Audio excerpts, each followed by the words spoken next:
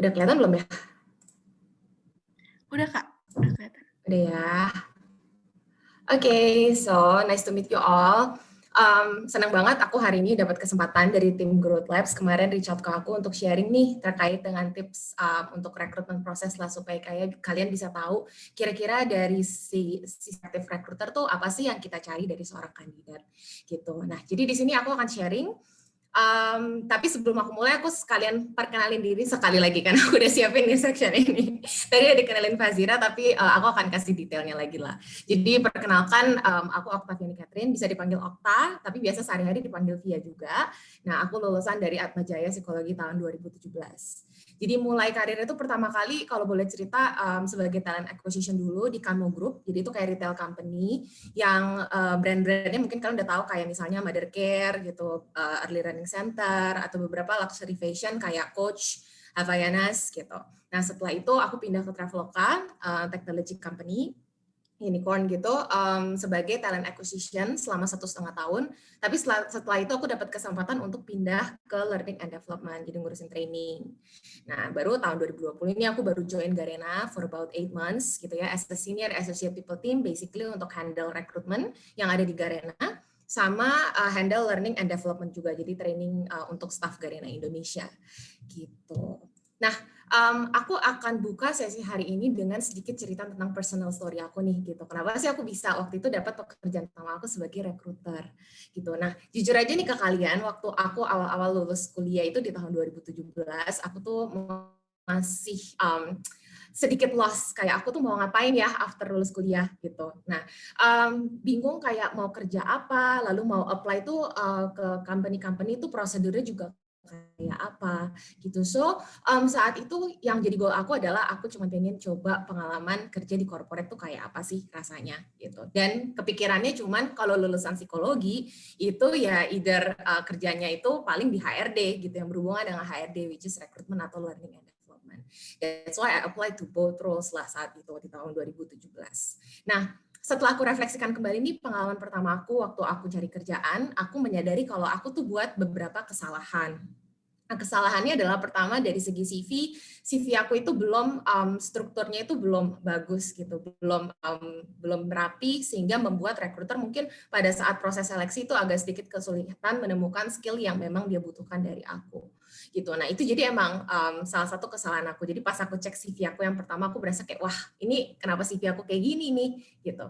Dan yang kedua pada saat aku prepare interview gitu aku juga apa yang aku sudah prepare sebelumnya dari Google, yang aku search di Google tuh kayak yang keluar itu paling cuma 1-2 pertanyaan lah yang bisa aku persiapkan, sisanya semua on the spot mikir gitu.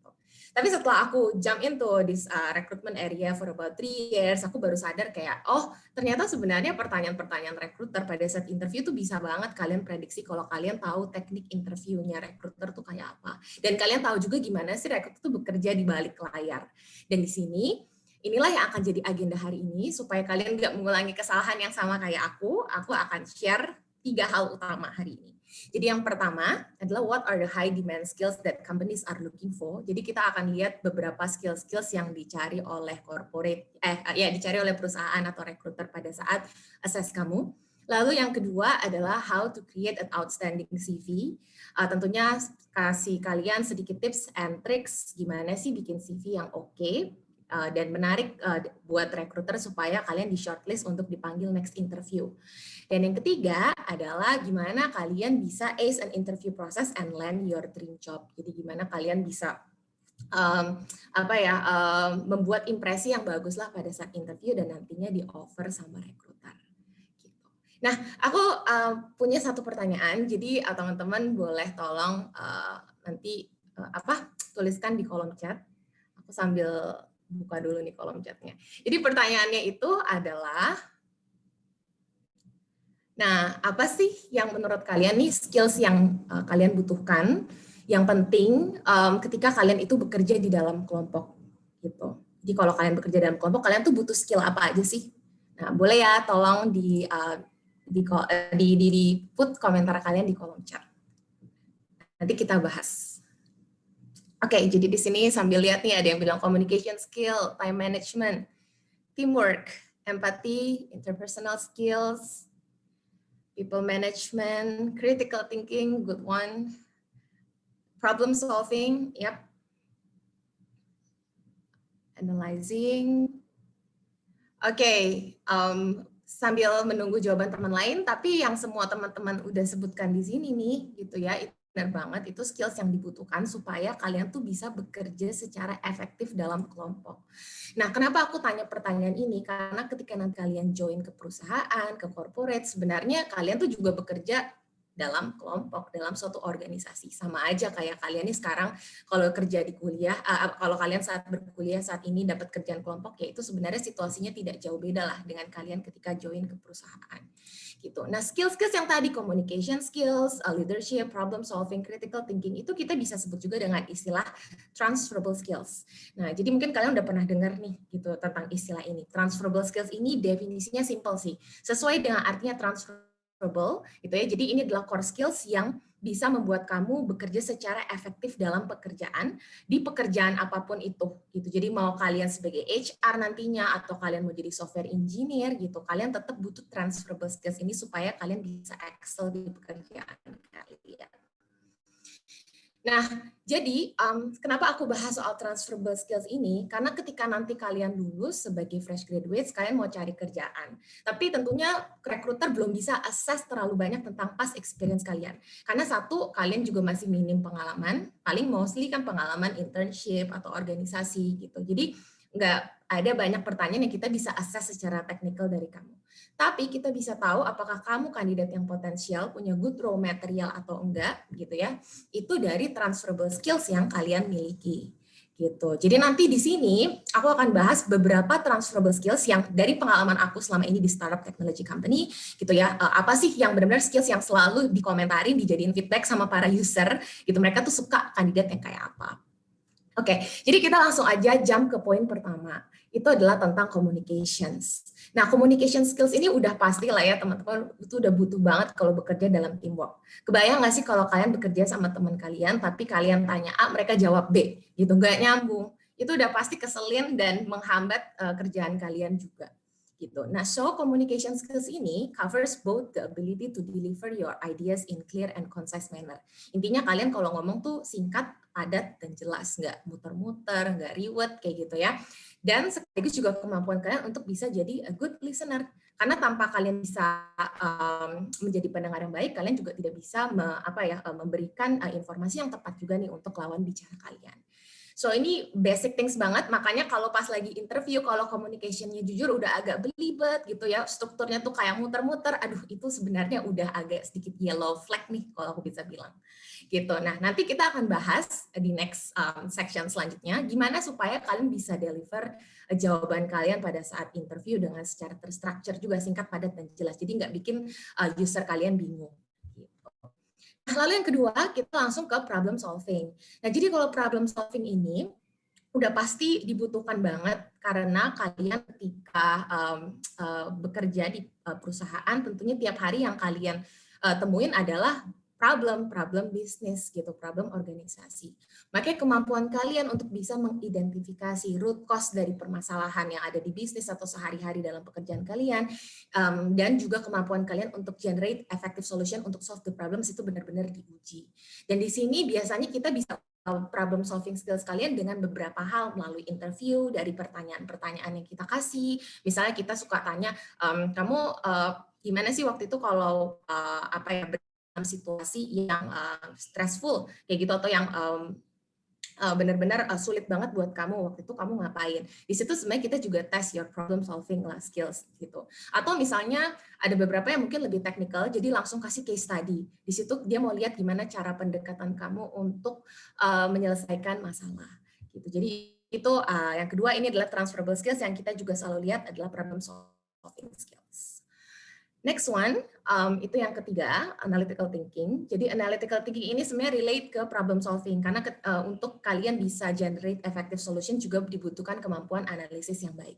Tapi ya secara generalnya, analytical thinking itu bisa dilihat dari kemampuan kalian untuk examine and critically evaluate information. Jadi kalau kalian terima informasi, itu nggak mentah-mentah kalian terima begitu saja, tapi kalian kritisi dulu, kalian pikirin benar nggak sih informasi ini, gitu. Dan dari data yang ada ini kira-kira kira-kira rekomendasi atau actions apa yang aku bisa akhirnya lakukan gitu untuk menyelesaikan permasalahan aku.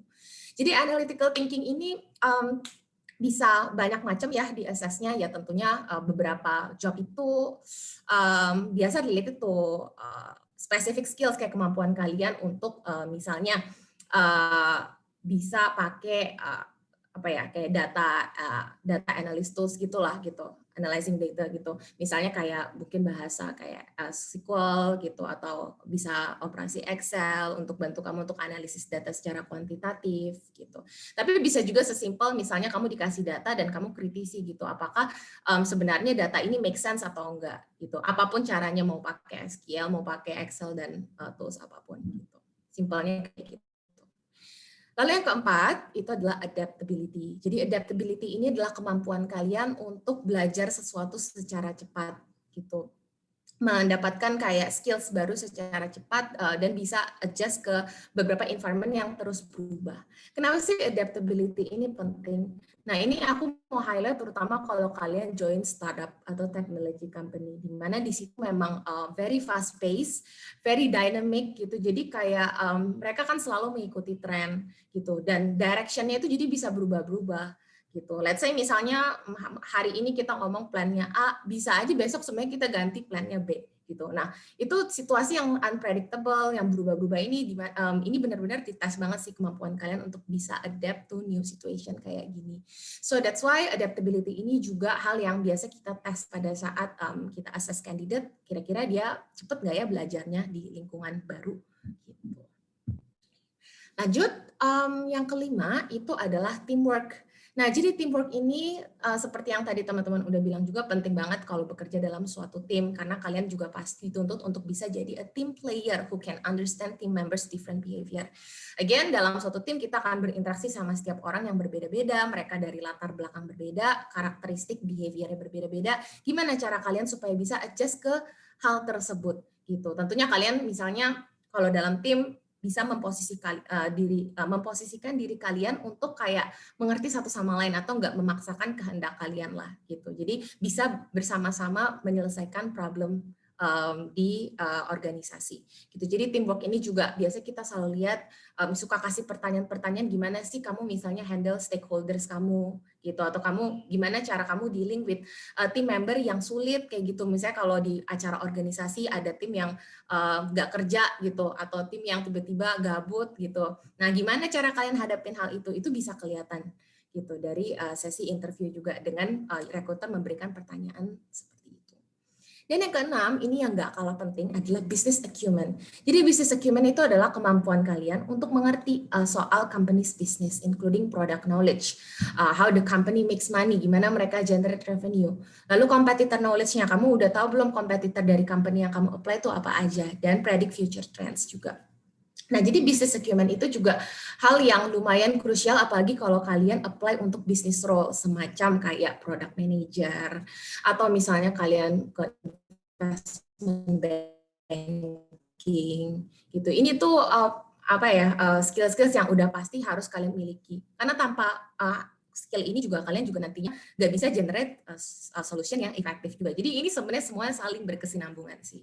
That's why untuk business acumen ini bisa dilatih dengan kalian banyak juga baca berita, keep up with new updates sebelum interview, research dulu benar-benar produknya apa, mereka kompetitornya apa, how they generate revenue, bisnis modelnya kayak apa, itu semua kalian perlu untuk research gitu. Tapi nanti ini kita bahas lebih lanjut pada saat interview preparation section ya.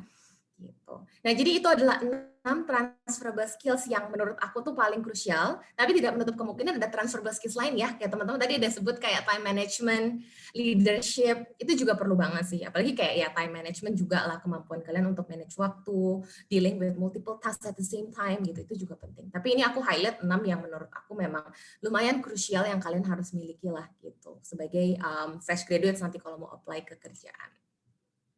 Nah, jadi sekarang pertanyaan gimana kita develop transferable skills. Don't worry, transferable skills ini sebenarnya kita udah punya gitu. Setiap orang tuh udah punya communication skills, pasti kita punya gitu.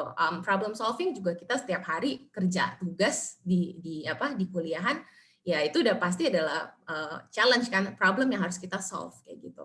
So aku bisa saranin kalau untuk develop transferable skills ini adalah merujuk dari hal sehari-hari yang kita temui lah. Dan saat ini karena situasinya kalian kebanyakan anak kuliahan kayak gitu. So I would suggest that make your time in the university the most of it gitu. Jadi kalau boleh kuliah juga jangan kuliah pulang kayak gitu, atau misalnya cuman fokus ya udah ngejar akademik aja, ngejar IPK kayak gitu. Karena sebenarnya nanti pengalaman-pengalaman kalian ketika misalnya join student organizations atau kalian bisa ikut competition, itu semua benar-benar sangat relate sih dengan apa yang kalian temui di kerjaan.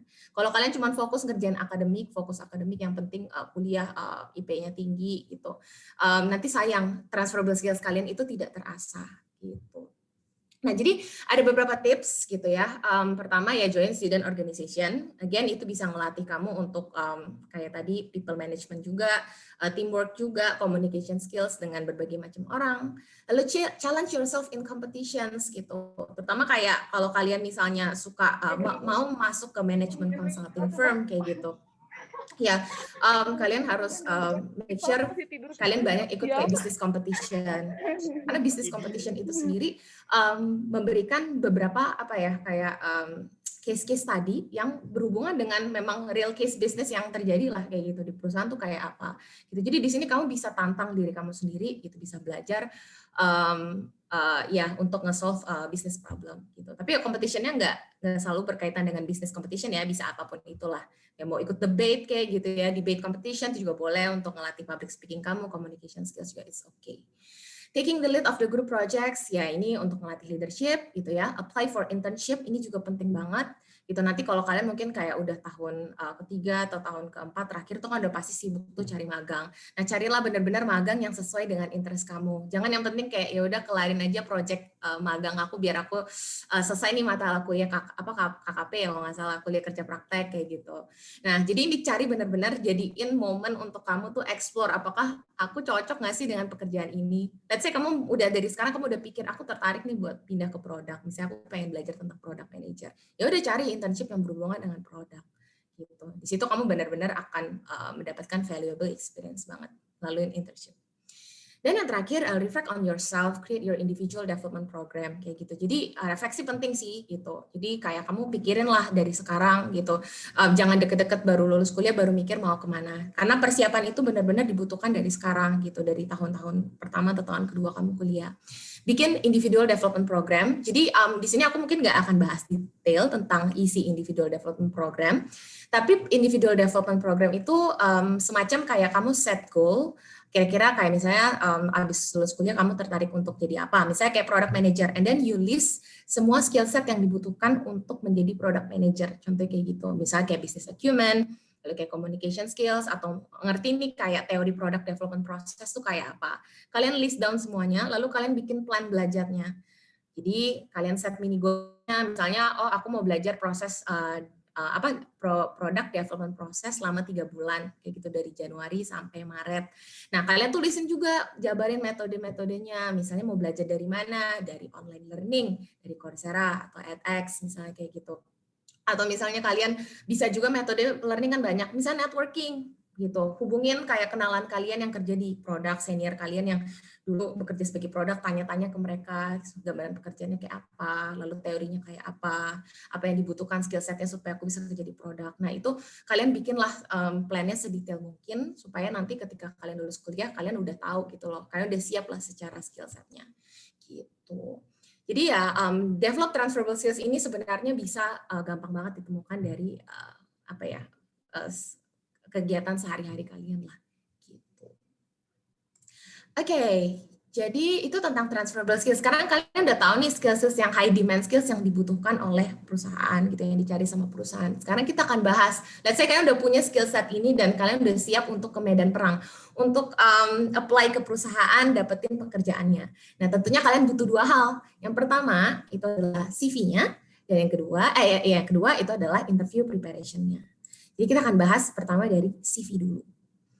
What makes a great CV? Jadi ini ada fun fact nih teman-teman yang aku temuin dari research-nya dari Ladders gitu ya. Dia bilang katanya cuma dibutuhkan 6 detik dari seorang recruiter untuk assess resume kamu, assess CV kamu, apakah kamu benar atau enggak. Benar nggak sih Kak sebenarnya cuma butuh 6 detik? Well, nggak 6 detik juga sih, aku mungkin butuh sekitar like 30 detik atau 1 menit gitu ya, tergantung panjang CV juga kadang-kadang. Dan tapi emang benar kayak kita nggak terlalu banyak lah untuk benar-benar go through your CV kayak benar-benar secara detail kayak gitu.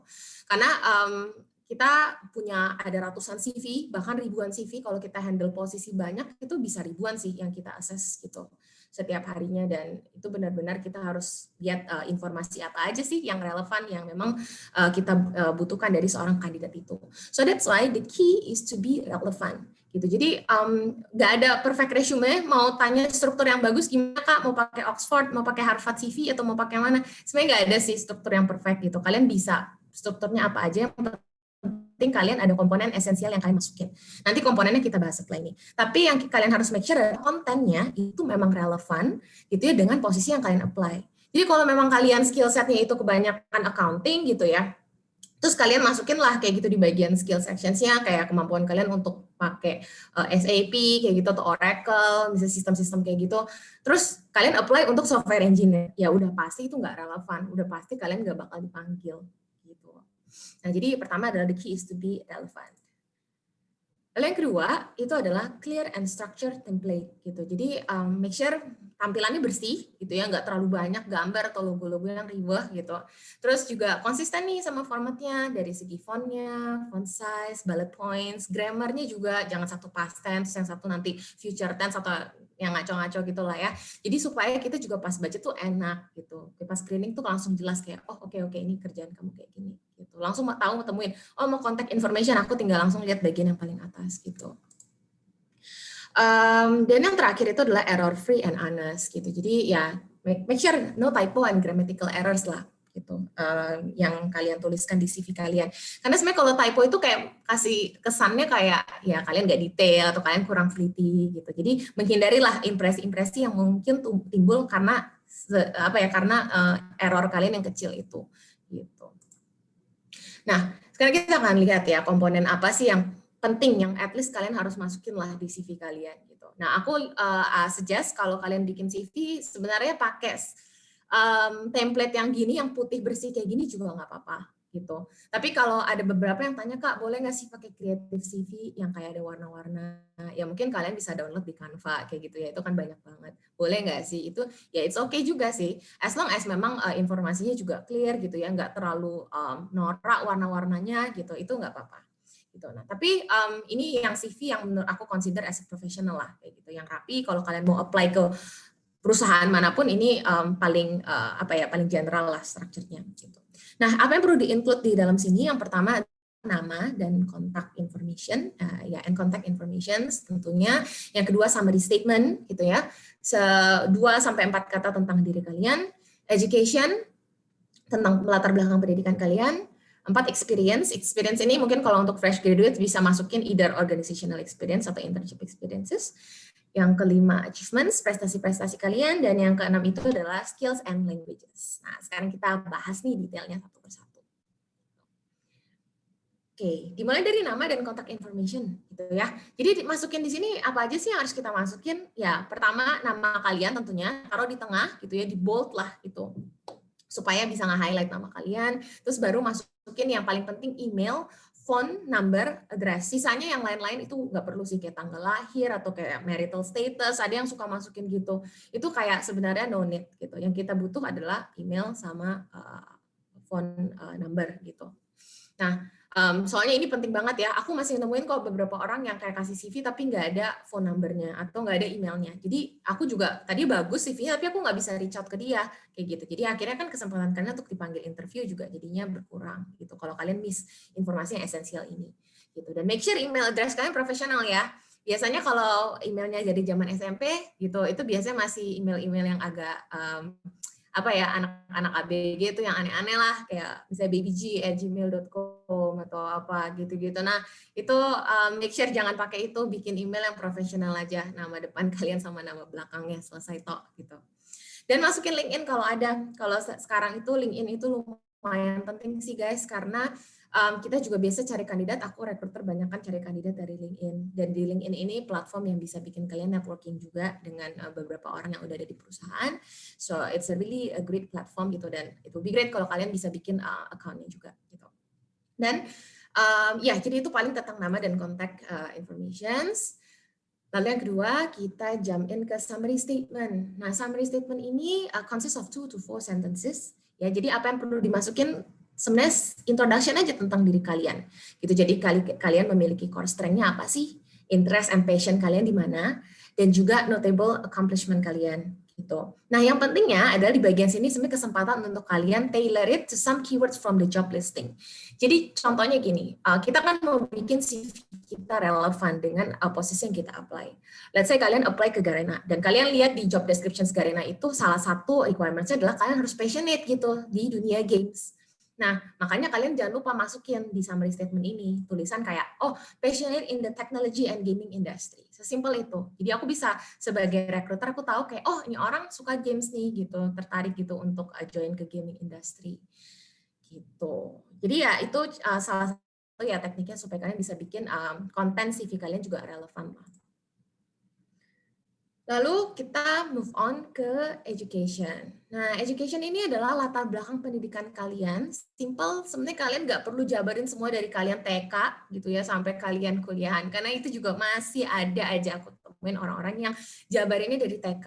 Again, kalian cuma perlu masukin yang paling latest one, which is yang bachelor degree aja, yang S1 atau yang kayak D4 gitu tuh masih oke.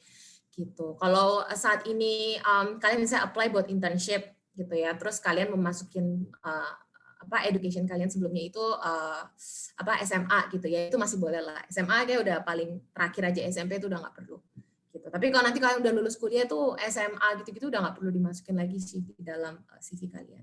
So start with your most recent degree or education in progress and share your degree or field of study. Masukin kalian gelarnya, majornya apa, masukin juga date attended and graduation date-nya. Kalau belum lulus ya taruh aja expected graduation date-nya di tanggal berapa gitu ya, di tahun berapa maksudnya, dan mention GPA juga gitu. Apalagi GPA kalian lebih dari 3 itu di highlight aja, karena kan GPA lebih dari 3 menunjukkan kalian juga achievement-nya bagus gitu ya. Dan kalau ada academic honor, like cum laude, most outstanding student, kayak gitu, masukin semuanya. Itu bikin kalian punya CV makin bling-bling, makin bikin recruiter tertarik lah gitu untuk assess kalian. Gitu. Terus lanjut, nah ini experiences, ini menurut aku bagian yang lumayan sulit sih, kayak gitu. Lumayan tricky juga gimana kita bisa showcase our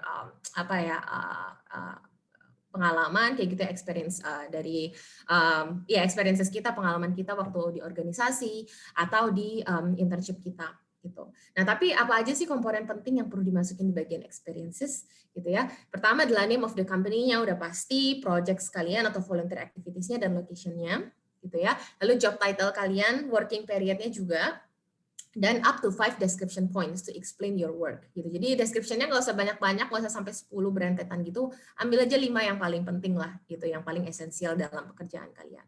Jadi kayak gini kalian bisa lihat nih contohnya, dia kerjanya di Shopee sebagai business development intern dari Maret sampai Juli 2020. Kerjaannya ngapain nih, aku bisa langsung tahu, oh kerjaan dia ternyata bikin partnership sama 50 merchants di baby and kids kategori. Dan langsung kelihatan juga achievement dia, oh dia berhasil achieve 120% dari target akuisisi dia dalam jangka 4 bulan dengan develop a new acquisition strategy. Gitu. Contohnya kayak gitu ya. Nah, jadi ini ada tekniknya sebenarnya pada saat kalian itu nge-crafting job description kalian. Kalian bisa gunain 2 metode ini, yaitu pakai problem, action, results, and keyword, and power words. Gitu. Nah, ini ada kata-kata yang aku tulis di sini, because recruiters prefer to see what you have brought to the companies or organizations instead of what you do on a daily basis. Maksudnya apa sih Kak? Jadi sebenarnya ya kita itu lebih tertarik gitu ya untuk tahu gitu sebenarnya kontribusi apa sih yang udah kamu bawa gitu ke company. Bukan kayak kamu day to day-nya ngapain gitu. Itu second yang kita pengen tahu juga. Tapi kalau kalian bisa highlight apa yang kalian impact apa yang kalian udah bawa ke organisasi atau impact apa yang kalian bawa ke internship, itu benar-benar bahkan bakal bikin CV kalian itu 10 times stronger kayak gitu, dan more attractive gitulah daripada kalian cuma jabarin job day to day-nya aja. So gimana cara kalian untuk crafting itu? Pertama kalian bisa pakai PAR method, problem, action, result method to describe your achievement. Jadi kalian tulis problem kalian apa, terus actions kalian apa, jadi gimana cara kalian untuk menyelesaikan problem itu dan results-nya apa. Formulanya accomplish X as measured by Y by doing Z gitu. Jadi kayak contohnya di sini dia bisa bilang dia achieve 120% of acquisition target gitu ya dalam jangka waktu 4 bulan kayak gitu dengan develop new acquisition strategy. Kelihatan kan kayak action dia itu adalah developing a new acquisition strategy kayak gitu dan results-nya dia bisa achieve 120% of acquisition target gitu. Lalu yang kedua itu adalah power words gitu ya.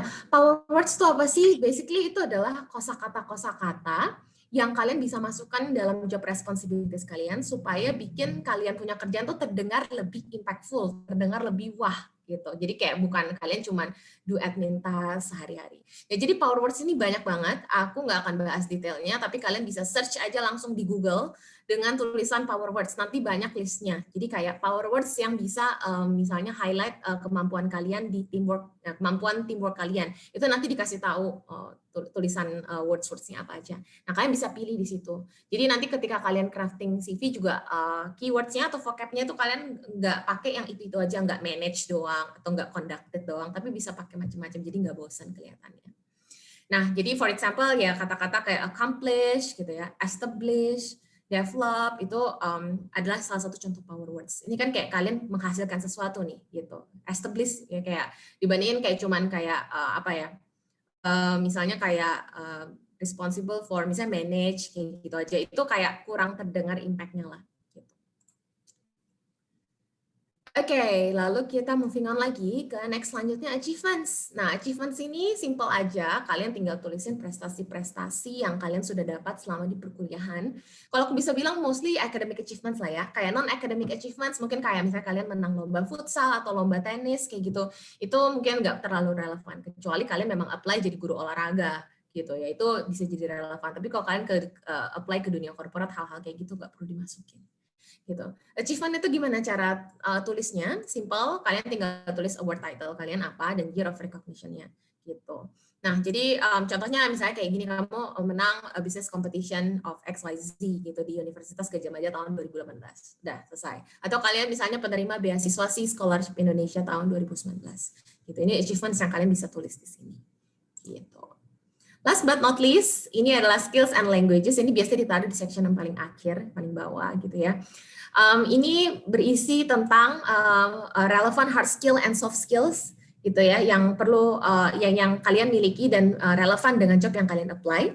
Itu dan yang kedua adalah language juga, jadi kayak kemampuan bahasa kalian dan levelnya juga. Secara ngisinya simple banget, sebenarnya tinggal kalian tulis aja skills, kemudian langsung jabarin semua skill setnya. Nah, section ini paling penting kalau kalian apply untuk technical policy, gitu. Kayak misalnya kalian apply sebagai engineer, kayak software engineer atau kayak backend engineer gitu ya. Itu kan mereka biasa harus bisa bahasa pemrograman tertentu gitu ya, programming language tertentu. Nah, ini kesempatan kalian untuk showcase semua programming language yang kalian bisa. Untuk desain juga biasanya kayak gitu, misalnya pakai Adobe Illustrator atau Adobe Photoshop gitu ya. Ini kesempatan kalian untuk showcase di sini. Di samping hard skills, kalian juga bisa masukkan soft skills kalian tuh kayak yang tadi yang di transferable skills, misalnya kayak problem solving, teamwork gitu. Itu bisa dimasukin di sini juga. Dan language itu yang tadi bahasa Indonesia kalian masukin levelnya native kayak gitu ya. Terus Inggrisnya kalian seberapa bagus sih Inggrisnya, advance kah atau mungkin hanya intermediate kayak gitu atau beginner, itu dimasukin di situ juga. Gitu dikasih tahu, jadi kita bisa ketahuan kayak levelnya dia misalnya udah lumayan khatam nih bahasa Inggrisnya. Oke. So to sum up, untuk yang bagian CV, sebenarnya do and don't-nya simple. Do-nya adalah ideally cover 1 to 2 pages gitu. Jadi ya make sure nggak terlalu panjang, jangan sampai 3 sampai 4 halaman gitu ya. Karena again kita cuma screening bentar, kita cuma mau lihat informasi yang relevan. Make sure 1 sampai 2 halaman it's still okay. Yang kedua clear, concise and structured gitu ya, singkat, padat dan jelas. Yang kayak tadi nggak perlu terlalu banyak description points-nya, nggak usah terlalu bertele-tele, yang penting relevan sekali lagi. Yang ketiga, experience presented in chronological order. Oke, jadi ini make sure memang udah sesuai urutannya tuh pas ya gitu. Jangan kayak satu misalnya tahun 2018, terus nanti ke tahun 2017, baru ke tahun 2019, misalnya kayak gitu. Nah, urut dari yang paling paling baru ke yang paling lama. Gitu. Dan uniform format. Jadi ini berhubungan tadi supaya make sure kalian pakai bullet points yang konsisten, grammarnya juga konsisten, semuanya ini yang tadi. Don'ts-nya adalah, again, grammatical errors and typo, kayak gitu ya. Yang kedua, too many contrast color on your CV, jadi kayak warnanya terlalu norak, kayak gitu ya, atau kayak sampai bikin rasanya rekruter tuh susah kayak gitu untuk baca tulisan kamu. Karena misalnya font warnanya misalnya kayak pakai abu-abu agak light gray gitu, itu juga ada, jadi agak susah dibacanya, itu jangan sampai kayak gitu juga. Dan yang ketiga adalah use selfie as your photo and it covers almost half of the page. It sounds crazy, tapi masih banyak loh yang aku ketemu kayak fotonya itu dari kepala sampai pinggang gitu, terus dia crop, lalu dia taruh di setengah halaman di CV dia. Gitu. Jadi kayak pas aku buka, aku malah salfok sama foto dia gitu daripada konten-konten dia. Gitu. Dan itu terlihat CV-nya jadi kurang profesional ya. Gitu. Jadi kayak udah bikin impresi, aduh kok kayak gini sih bikin CV, jadi kayak less likely untuk dipanggil sih ke shortlist ke interview gitu. Oke, so, nah jadi ini kita discuss aja ya bareng-bareng, kita refresh sedikit daripada aku di sini ngomong-ngomong terus. Nah, aku mau kalian juga bantu nih untuk kita review CV bersama. Jadi di sini aku udah siapin dummy CV gitu. Jadi ini waktu itu ada CV kandidat aku, tapi yang sudah aku samarkan lah nama-namanya dan segala macamnya, foto-fotonya gitu ya. Dan menurut aku sebenarnya dia bisa bikin CV ini lebih baik lagi kok gitu. Nah, kalian di sini tugasnya adalah coba kalau komen di kolom komentar gitu ya, bagian-bagian apa yang rasanya kurang tepat dan kira-kira improve-nya harus seperti apa. I'll give you 1 minute gitu ya, sambil aku cek chat box kalian.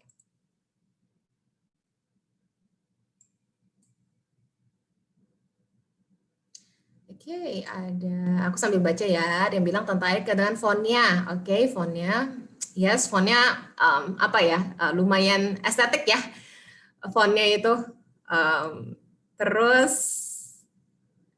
mana nih, aduh. Terlalu banyak warna yang distracting, yes, that's right. Tulisannya sulit dibaca, education-nya kurang lengkap, good point.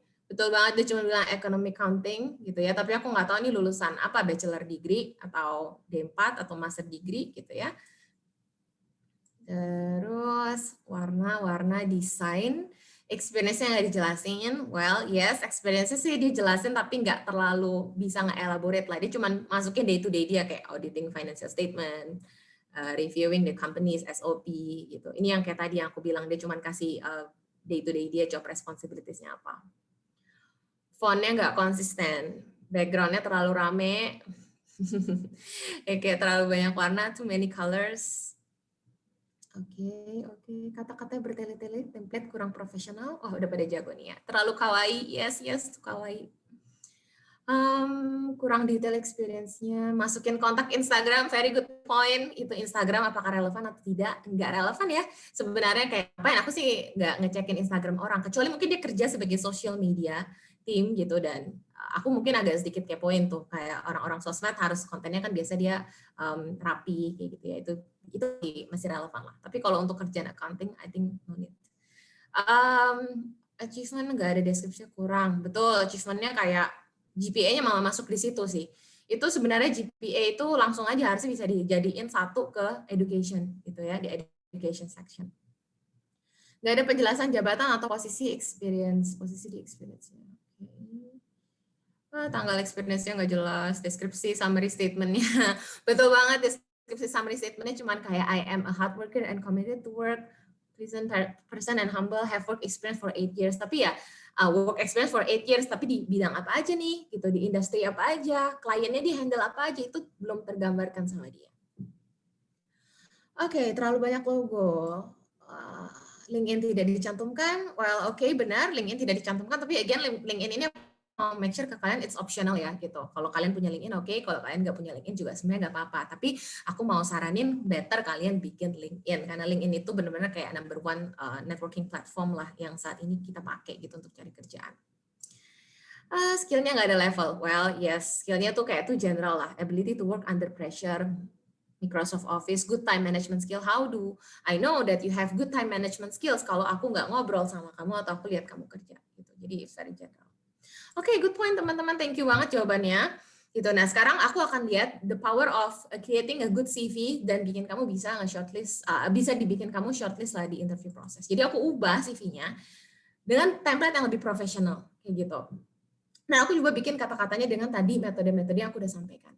Nah, jadi kalau misalnya kalian di sini, aku langsung bisa lihat, oh ya udah Kak, dia kerja tinggal di Pondok Aren, misalnya kayak gitu. Terus email dia ini, gitu ya, LinkedIn-nya ini, Gmail-nya ini, oke. Lalu professional summary-nya aku bisa langsung lihat, oh dia ada pengalaman 2 tahun lebih gitu ya di Big Four accounting firm, gitu. Dia passionate di financial auditing, accounting, ada interest juga di technology industry, gitu. Fast learner, able to work with animal supervision, oke.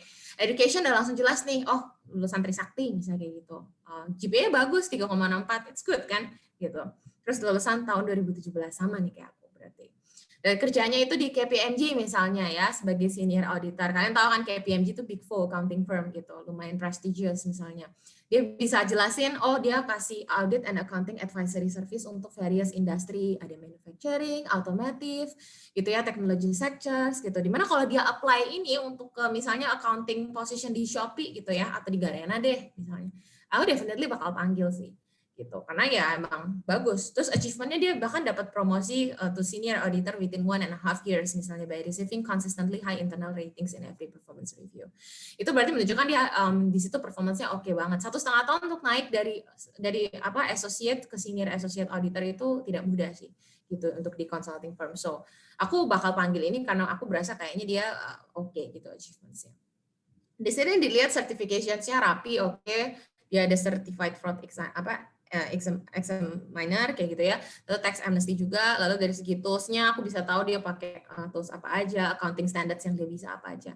So ini benar-benar dengan format kayak gini, ini akan buat aku akan panggil nih gitu ya kandidat ini. Instead of dia pakai CV dengan template yang kayak gini. So ini yang menunjukkan bahwa benar-benar CV itu powerful banget, powerful tools gitu buat kalian dipanggil ke interview. At least kalian di shortlist aja dulu gitu ya. Karena tanpa di shortlist ya kalian nggak akan ada kesempatan untuk showcase juga sebenarnya details tentang diri kalian. Oke, so sekarang kita lanjut ke section yang paling terakhir yaitu tentang interview nih teman-teman. Jadi seeing the interview through the eyes of the decision maker. Itu gimana? Jadi ini akan menjawab pertanyaan kalian kalau gimana sih recruiter itu assess kalian apakah kalian tuh fit ke job yang kalian apply atau tidak. Nah, first thing first, do your research gitu. Jadi ini penting banget ya. Research ini udah harus banget kalian lakukan. Tapi research apa aja sih? Pertama, research tentang yourself.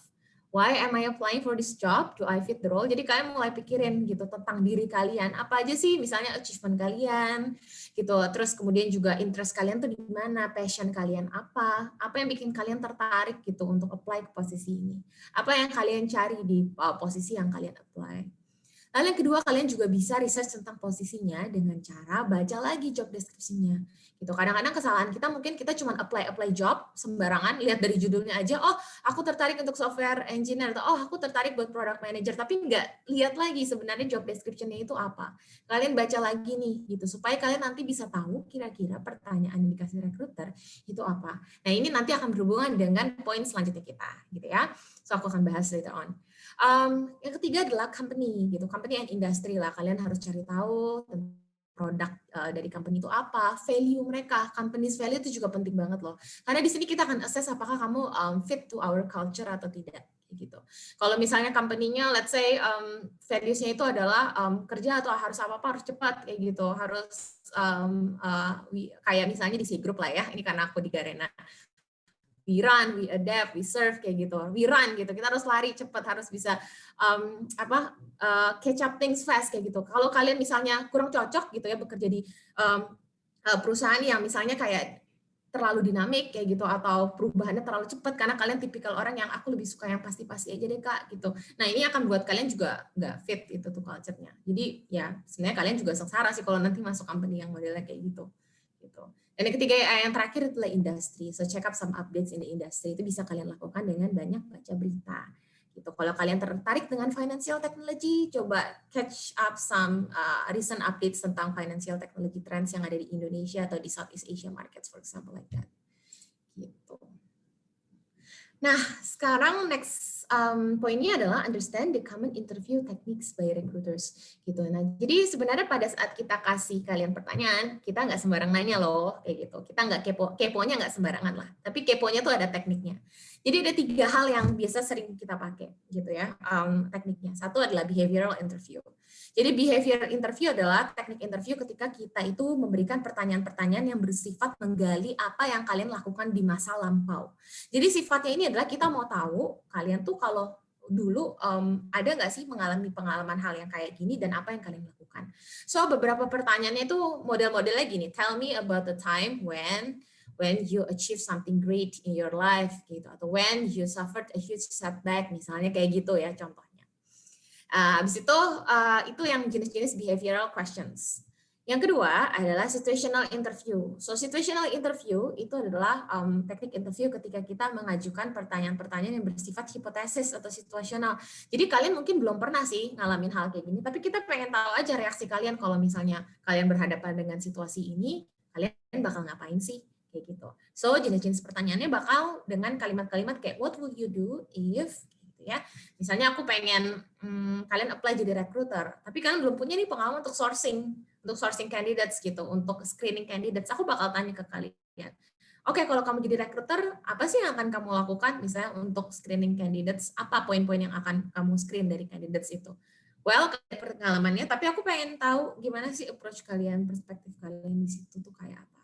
Nah, jadi that's why ini kenapa aku bilang kenapa kalian harus baca job descriptions? Karena again kalian bisa tebak dari job description itu nantinya dia akan kasih pertanyaan kayak apa. Let's say misalnya kalian apply untuk esports di Garena, gitu ya, posisi esports. Kalian udah lihat di job descriptions-nya. Misalnya salah satu responsibility-nya adalah managing end-to-end turnamen gitu, esports tournaments untuk di Garena gitu. Jadi kalian bakal bisa menebak nih, ada kemungkinan rekruternya alias aku, kayak gitu, kolik aku bakal nanya gitu ke kalian. Coba kalau kamu disuruh bikin online turnamen, online e-sport turnamen, kamu bakal ngapain sih? Nah, kalau kalian udah bisa tebak kayak gitu, kalian udah bisa mulai prepare kan ya dari jauh-jauh hari, dari sebelum interview session. Oh, mungkin mulai cari tahu gitu gimana sih kalau organize online turnamen, kita butuh apa aja, gitu. Biasa prosesnya kayak apa yang harus disiapkan gitu. Jadi ya kalian akan lebih bisa prepare aja sih datang ke situ, tidak datang dengan tangan kosong. You have done your research gitu, prior research. Dan yang terakhir itu adalah case study interview. Nah, case study interview ini bakal sering banyak kalian temuin, apalagi kalau kalian apply ke management consulting firm, model-model kayak Accenture gitu ya, atau misalnya McKinsey, BCG gitu-gitu, ini bakal banyak dikasih kayak gini-gini. So, secara simpel adalah case study interview is a miniature simulation centered or business problem. Jadi di sini kalian akan dikasih kayak problem-problem yang akan ditemui, business problem yang akan ditemui, dan dia pengen tahu gimana kalian break down the problem and how to solve it, kayak gitu loh, in a short period time gitu. Paling kalian cuma dikasih waktu mikir mungkin kayak 3-5 menit, atau 10 menit lah paling lama gitu ya. Nah, jadi case study itu bisa banyak macam. Bisa mungkin dikasih market sizing gitu ya, market sizing questions, atau misalnya dikasih kalau dulu tuh misalnya kalau untuk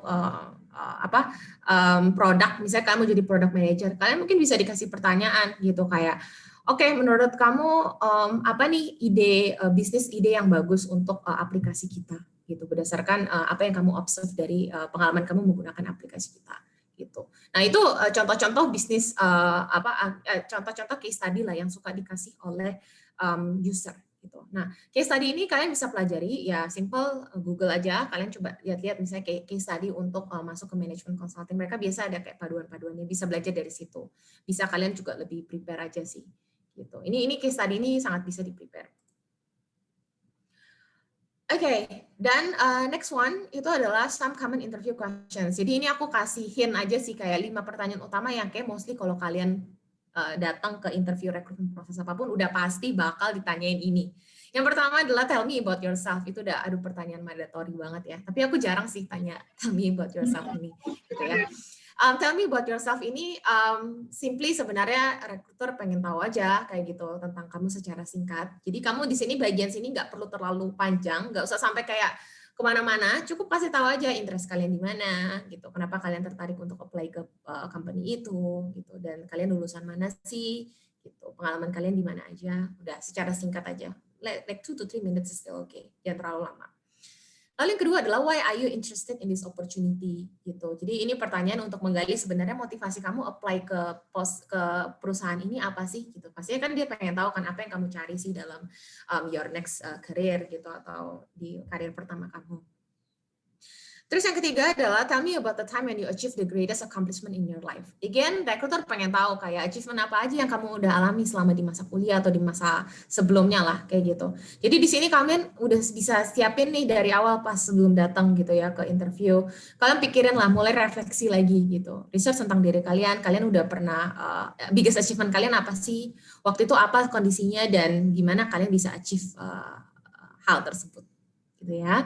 Nah, nanti untuk jawab pertanyaan-pertanyaan yang behavioral questions ini ada tekniknya untuk menjawab tersebut. Nanti aku bahas setelah slide ini. Lalu yang keempat adalah tell me about the time when you were under pressure gitu. Nah, kenapa sih pasti ada pertanyaan ini? Again, kalian masuk ke dunia kantoran itu udah pasti itu yang namanya stres itu udah pasti bakal menghantui kalian gitu ya. Problem tuh udah di mana-mana gitu. Jadi kemampuan kalian untuk able to handle stress kayak gitu ya, able to handle stress, overcome your stressful situations tuh benar-benar kita pengen tahu sih gimana gitu caranya. So ini udah pertanyaan yang kayaknya most likely bakal ditanyain sih sama recruiter. Dan yang kelima itu adalah what your strength and weakness gitu. Simple kayak kita pengen tahu kayak kelebihan kamu apa gitu ya, kelebihan yang nantinya bisa berkontribusi untuk perusahaan dan juga kelemahan kamu gitu, kelemahan kamu apa. Dan again pas kamu jawab pertanyaan ini untuk bagian strength mungkin gampang lah ya, tinggal kamu sebutkan aja kamu misalnya rapi orangnya atau punya good time management, good leadership skills gitu. Nah tapi yang weakness ini kadang-kadang yang tricky adalah sebenarnya perlu jujur nggak sih Kak ngomong kelemahan aku, takutnya nanti rekruternya jadi ilfeel lagi atau rekruternya jadi nggak majuin aku ke next interview proses. Ya, well kalau menurut aku just to be honest kayak gitu ya, masukin aja weaknesses kamu apa, tapi kamu bisa jelasin gimana juga cara kamu overcome those weaknesses gitu. Jadi sebenarnya kan kita pengen tahu ya namanya setiap manusia kelemahan tuh pasti ada, tapi gimana sih cara kamu mengatasi kelemahan itu? So jadi ketika kamu jelasin weaknesses kamu, jangan lupa tambahin nih sama cara kamu untuk cara kamu untuk mengatasi kelemahan kamu itu. Kalau aku sih biasanya aku bilang aku tuh orangnya kayak pelupa, kayak gitu. Itu salah satu weaknesses aku. So, jadi kayak biasanya cara yang aku lakukan untuk mengatasi kelupaan aku adalah aku benar-benar selalu set reminder, gitu ya. Aku benar-benar manfaatin aku punya kalender untuk set reminder, gitu. Lalu taruh post-it di mana-mana, nempelin di HP, di laptop, kayak gitu ya, untuk ngingetin aku supaya aku nggak lupa. Gitu. So, that's how you handle this kind of questions. Oke, dan ini yang terakhir itu adalah ini tadi STAR framework, itu cara kamu untuk respond interview question supaya bisa singkat, padat, dan jelas, bikin komunikasi kamu tuh nggak bertele-tele atau ribet sendiri, gitu ya. Bantu recruiter juga sebenarnya bisa paham cerita kamu tuh kayak apa. STAR itu terdiri dari kata-kata situation, task, action, and result. Jadi seperti kata-katanya ya, situation. Jadi di sini pertama kamu akan mulai dengan describe konteksnya dulu. Waktu itu kapan dan di mana sih hal ini terjadi gitu. Misalnya kamu ceritain, misalnya pertanyaannya gini, coba kamu ceritain dong pengalaman kamu waktu kamu bekerja sama tim member yang sulit kayak gitu, tim member yang lumayan challenging. Nah, kamu bisa jelasin, ini pengalaman waktu mengacu sama kejadian waktu aku kuliah di semester 5 di mata kuliah entrepreneurship, contohnya kayak gitu. Nah, kemudian kamu describe, lanjutkan dengan task-nya gitu ya. Kamu explain challenges kamu, expectations kamu, apa sih goal yang kamu ingin achieve dalam project itu atau dalam konteks itu. Jadi kamu bilang, waktu itu tuh sebenarnya challenge-nya adalah tim member aku ini dia menghilang tiba-tiba gitu, nggak bisa dikontak gitu ya, di WhatsApp itu nggak balas-balas gitu, kayak slow respons banget, susah diajak kerja sama, jadi kita punya project tuh terhambat. Sedangkan goals-nya saat itu adalah kita mau lulus kuliah mata kuliah entrepreneurship ini supaya ya kita nantinya bisa moving on to the next syllabus lah kayak gitu untuk the next semester. Nah itu adalah cara kalian untuk sampaikan task-nya. Dan kalian lanjutkan dengan action-nya. Jadi kayak elaborate your actions gitu. What did you do? Apa yang kamu lakukan untuk overcome hal tersebut gitu. Jadi misalkan kamu bilang, iya karena kamu udah ketemu nih tim member yang kayak gini, waktu itu yang aku lakukan akhirnya aku approach anaknya langsung di kuliahan, aku cari gitu waktu dia di kelas gitu. Lalu aku ajak dia ngobrol. Aku berusaha untuk mengerti apa sih yang dia alamin kayak gitu ya. apa yang terjadi sampai dia itu behavior-nya seperti itu. Dan ternyata setelah ditemui, dia itu mengalami kesulitan belajar, tapi dia juga agak sedikit gengsi atau malu lah untuk nanya gitu. Jadi ya udah dia kayak kabur-kaburan kayak gitu.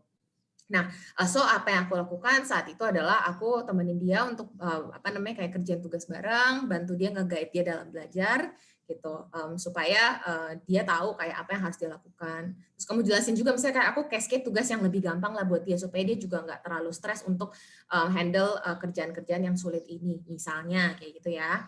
Dan terakhirnya adalah results-nya. Kamu kasih tahu tuh setelah kamu lakuin itu, hasilnya kayak apa sih outcomes-nya, what did you accomplish gitu.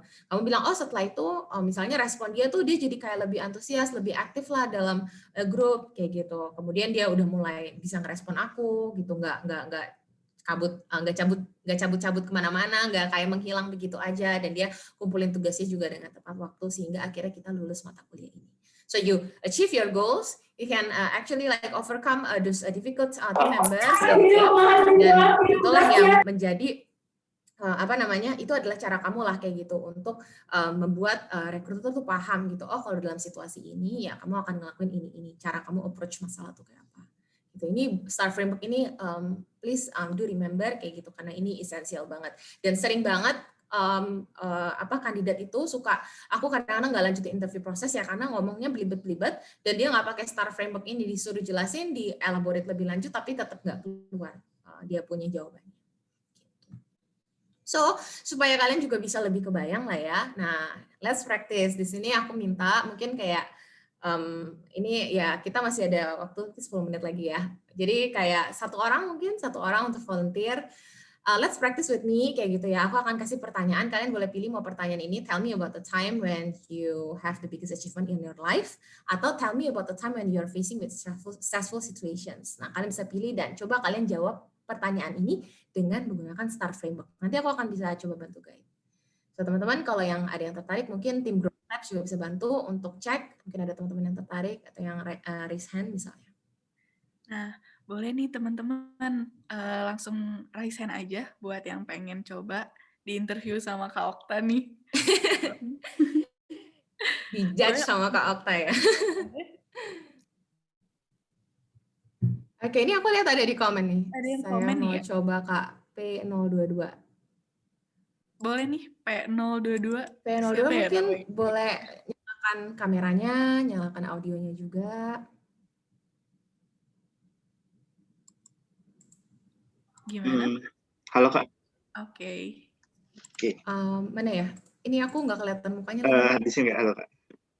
Ada Raka Yuda Priangga ya? Iya. Hai Raka, nice to meet you. Oke, bentar. Yang mana ya? Udah kelihatan. Nah, kamu pilih deh. Kamu mau ceritain pengalaman kamu waktu kamu dapat apa?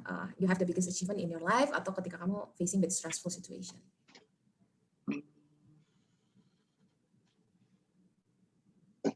Yang ini kayak achievement nih. Oke, cool. Oke, so bisa mungkin kamu ceritain nih, dimulai dari situationnya tadi ya, pakai STAR framework tadi, starting from situation. Jadi waktu itu kapan dan di mana sih? Bentar Kak, mikir dulu ya. Oke, boleh. Silakan. 1 minute to think about it.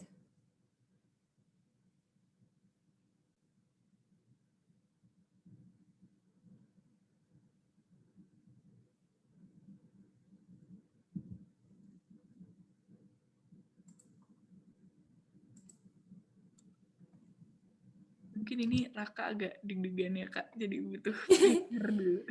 Oke, Raka mau mikir dulu. Tadi kalau gitu nggak apa-apa, Raka mikir, atau mungkin ada yang satu tadi aku lihat ada yang raise hand, namanya Riri kalau nggak salah. Atau mungkin kita bisa jump into other team members dulu, nanti aku akan get ke Raka lagi. Oke. Tadi aku juga lihat ada yang raise hand, cuma dia turun lagi tadi. Aku juga lupa, tadi aku skip siapa namanya. Mungkin yang tadi angkat tangan, boleh coba yang angkat tangan lagi. Tadi kalau salah yang raise hand Riri ya? Boleh Riri? Langsung aja. Kira-kira ada nggak ya Riri? Atau mungkin Raka udah kepikiran jawabannya? Iya, atau Raka mungkin udah ready nih. Ya udah kasih kode-kode. Coba deh Kak. Oke. Cool. Yes, go. Tapi jadi yang stressful. Stressful. Boleh. Siap. Hmm, Gimana nih? Oke, jadi ketika saya SMA, waktu itu lagi ada di organisasi CSS atau Club of Science and Social. Di situ Oke. saya menghadapi organisasi yang kurang terstruktur. Nah, tugas saya adalah mengembalikan ke keterstrukturan organisasi itu lagi. Nah, yang saya lakukan adalah mencoba membuat atau mengatur ulang kembali ADART dari organisasi itu, serta berkonsultasi dengan pendiri organisasi itu. Jadi, kami berdiskusi mengenai ADART tersebut dan akhirnya berhasil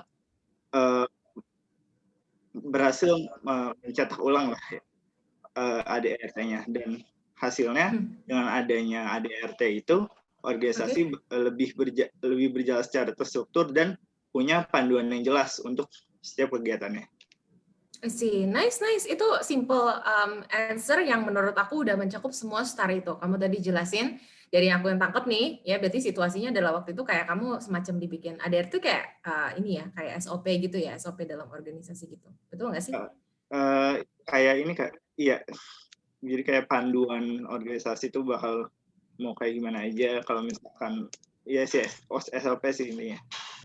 Oke, berarti kamu disuruh minta untuk bikin panduan organisasi. Waktu itu tasknya memang belum ada panduan organisasi yang jelas, yang terstruktur, dan task kamu saat itu adalah untuk bikin hal tersebut, gitu ya. Kemudian juga tadi action yang kamu ambil, tadi kamu ada banyak berdiskusi sama, kalau nggak salah yang tadi past team members gitu ya, previous team members, kayak gitu. Dan itu adalah maksudnya action-action yang konkret yang kamu ambil hingga hasilnya, results-nya adalah kamu mengeluarkan SOP yang sudah rapi itu, dan impact-nya ke organisasi adalah jadinya kalau mau ngelakuin misalnya kayak mungkin inisiatif atau mau ngadain acara itu jadi lebih gampang kayak gitu. Kamu tinggal lihat dari SOP-nya aja. Itu kan ada impact-nya lah yang kamu jelaskan juga di situ. So it's a good point. Thank you so much Raka. Good point. Jadi nanti kamu bisa terapkan inilah untuk pertanyaan-pertanyaan di interview lainnya, kayak pertanyaan behavioral kayak misalnya tell me about the time when you achieve biggest achievement, yang kayak gini juga bisa modelnya. Okay, thank you Kak. Thank you so much Raka for sharing. Oke, awesome. Kayaknya ini waktunya nggak tahu, ada lagi nggak nih Fazira? Kalau nggak ada ya, aku akan moving on to next sections. Mungkin kalau ada satu lagi. Masih sampai 14.15 Kak, masih ada cukup waktu kira-kira. Oke, boleh. Kalau gitu, satu orang ya, biar lebih pol, ada yang jawab satu pertanyaan. Boleh, ini udah ada yang Rindu. Oke, ada Rindu. Udah on cam juga nih, boleh Rindu. Yes. Halo Rindu. Salam kenal juga ya Kak. Salam kenal. Pakai background soalnya nggak bisa kelihatan gitu kameranya deh. No problem. Pilih yang ini deh Kak, yang achievement, the biggest achievement. Yes, please. Oke. Mungkin itu salah satu memorable things juga sih Kak buat aku, yaitu dimana waktu aku dapat lolos ke SBM ITB lewat jalur SNMPTN. Dan menurut aku itu the biggest opportunity and memorable things banget Kak. Nah, tapi pasti dalam itu aku punya kayak tantangan juga sih yang harus dilewati gitu, yang sebenarnya itu nggak sepenuhnya sebagai achievement, karena di mana aku udah lolos SNMPTN itu nggak mungkin juga aku udah kayak lepas tinggal sama kewajiban yang sebenarnya masih ada gitu Kak, yang masih kalau menurut aku situationnya itu tadi yang itu ya berarti situationnya kan aku lolos SNMPTN, terus kalau tasnya itu berarti aku kayak tas yang menurut tugas terbesar aku itu aku harus punya gambaran sedikit nih gimana sih mata kuliah atau pelajaran apa yang udah menunggu aku di SBM itu buat di semester pertama. Seenggaknya aku sudah ada gambaran sedikit gitu loh Kak, pelajaran apa yang harus aku pelajari. Nah, mulai dari situ aku kayak coba actionnya itu aku mulai tanya-tanya ke cutting kayak apa sih buku-buku yang recommendation buat dipelajarin gitu, terus apa aja challenges matkul yang emang bikin stressful gitu sih Kak kalau di semester 1. Nah, aku udah mulai cari-cari tahu, menghubungi kakak-kakak tingkat yang memang mulainya dari ini sih Kak, dari yang lulusan di SMA aku juga, jadi aku dia gitu. Nah, terus mulai itu kayak aku udah coba beli buku yang emang recommended dan useful gitu lah buat aku pakai. Nah, dari result-nya itu aku seenggaknya udah punya gambaran dan udah kayak ada bayangan itu dari buku yang udah aku baca, walaupun emang belum dimulai. Waktu pas kuliahnya mulai, aku udah kayak agak tenang sedikit gitu Kak. Udah bayang gitu. Paling itu aja. I see. Oke, awesome. Nah, ini ada beberapa hal yang menurut aku sudah oke dari Rindu. Jadi yang pertama adalah tadi udah cover star juga, gitu. Nah, tapi aku jujur agak sedikit lost di bagian situationsnya, kayak gitu yang tadi konteksnya. Jadi aku mau make sure aja sih ke kamu. So situationnya itu adalah pada saat kamu mau masuk SBMPTN. Jadi ini situasinya apakah kamu daftar ke SBMPTN atau kamu udah keterima di SBMPTN? Oh, waktu itu aku ini sih Kak, alhamdulillahnya aku lolos SNMPTN yang lulus pakai jalur rapat itu Kak, tanpa SNMPTN gitu. Iya, jadi oke. Gitu. Berarti ini situasinya adalah ketika kamu mempersiapkan kayak kuliah pertama kamu lah di PTN itu. Iya. Gitu ya. Oke, nah jadi kamu bisa di situ situasinya, kamu bisa langsung bilang aja kayak saat itu ya tasnya, yang tadi kan tasnya kamu dengan cara bilang, oke, waktu itu tasnya itu aku pengen mempersiapkan kuliah pertama aku gitu. Aku ingin mempersiapkan kuliah pertama aku nggak tahu waktu itu kayak skill set apa atau kayak knowledge apa yang dibutuhkan supaya aku tuh nanti nggak kaget pada saat masuk di kuliah pertama. Nah itu kamu bisa lebih emphasize di situ tadi. Gitu. Tadi action yang kamu jabarkan di di sesi yang tadi itu udah oke banget. Aku udah tahu konkretnya apa yang kamu ambil dan resultnya akhirnya adalah kamu jadi lebih ada gambaran kan pada saat masuk kuliah pertama kali udah tahu kayak mungkin aku harus baca buku yang ini nih kayak gitu. Aku udah harus kecap materi yang A, yang B, C gitu. Ya, point gitu dan itu bagus ceritanya Mas. I mean like a biggest achievement itu bisa macam-macam, nggak perlu selalu yang wow banget kayak gitu. Simple achievement kayak gitu juga oke. So good point Rindu, thank you so much for sharing. Thank you Kak. Oke, nah jadi teman-teman Growth Labs saat ini juga pasti udah ada gambaran nih kayak gitu ya. Jadi kira-kira harus kayak gimana sih? Share singkat, padat dan jelas, nggak perlu terlalu bertele-tele. Gunakan framework yang tadi. Nah, sekarang kita akan masuk ke bagian di mana kita sudah datang ke interview. Jadi ini kita situasinya lagi dalam satu ruangan nih, kayak gitu sama interview kita. So what should I take note of during the interview?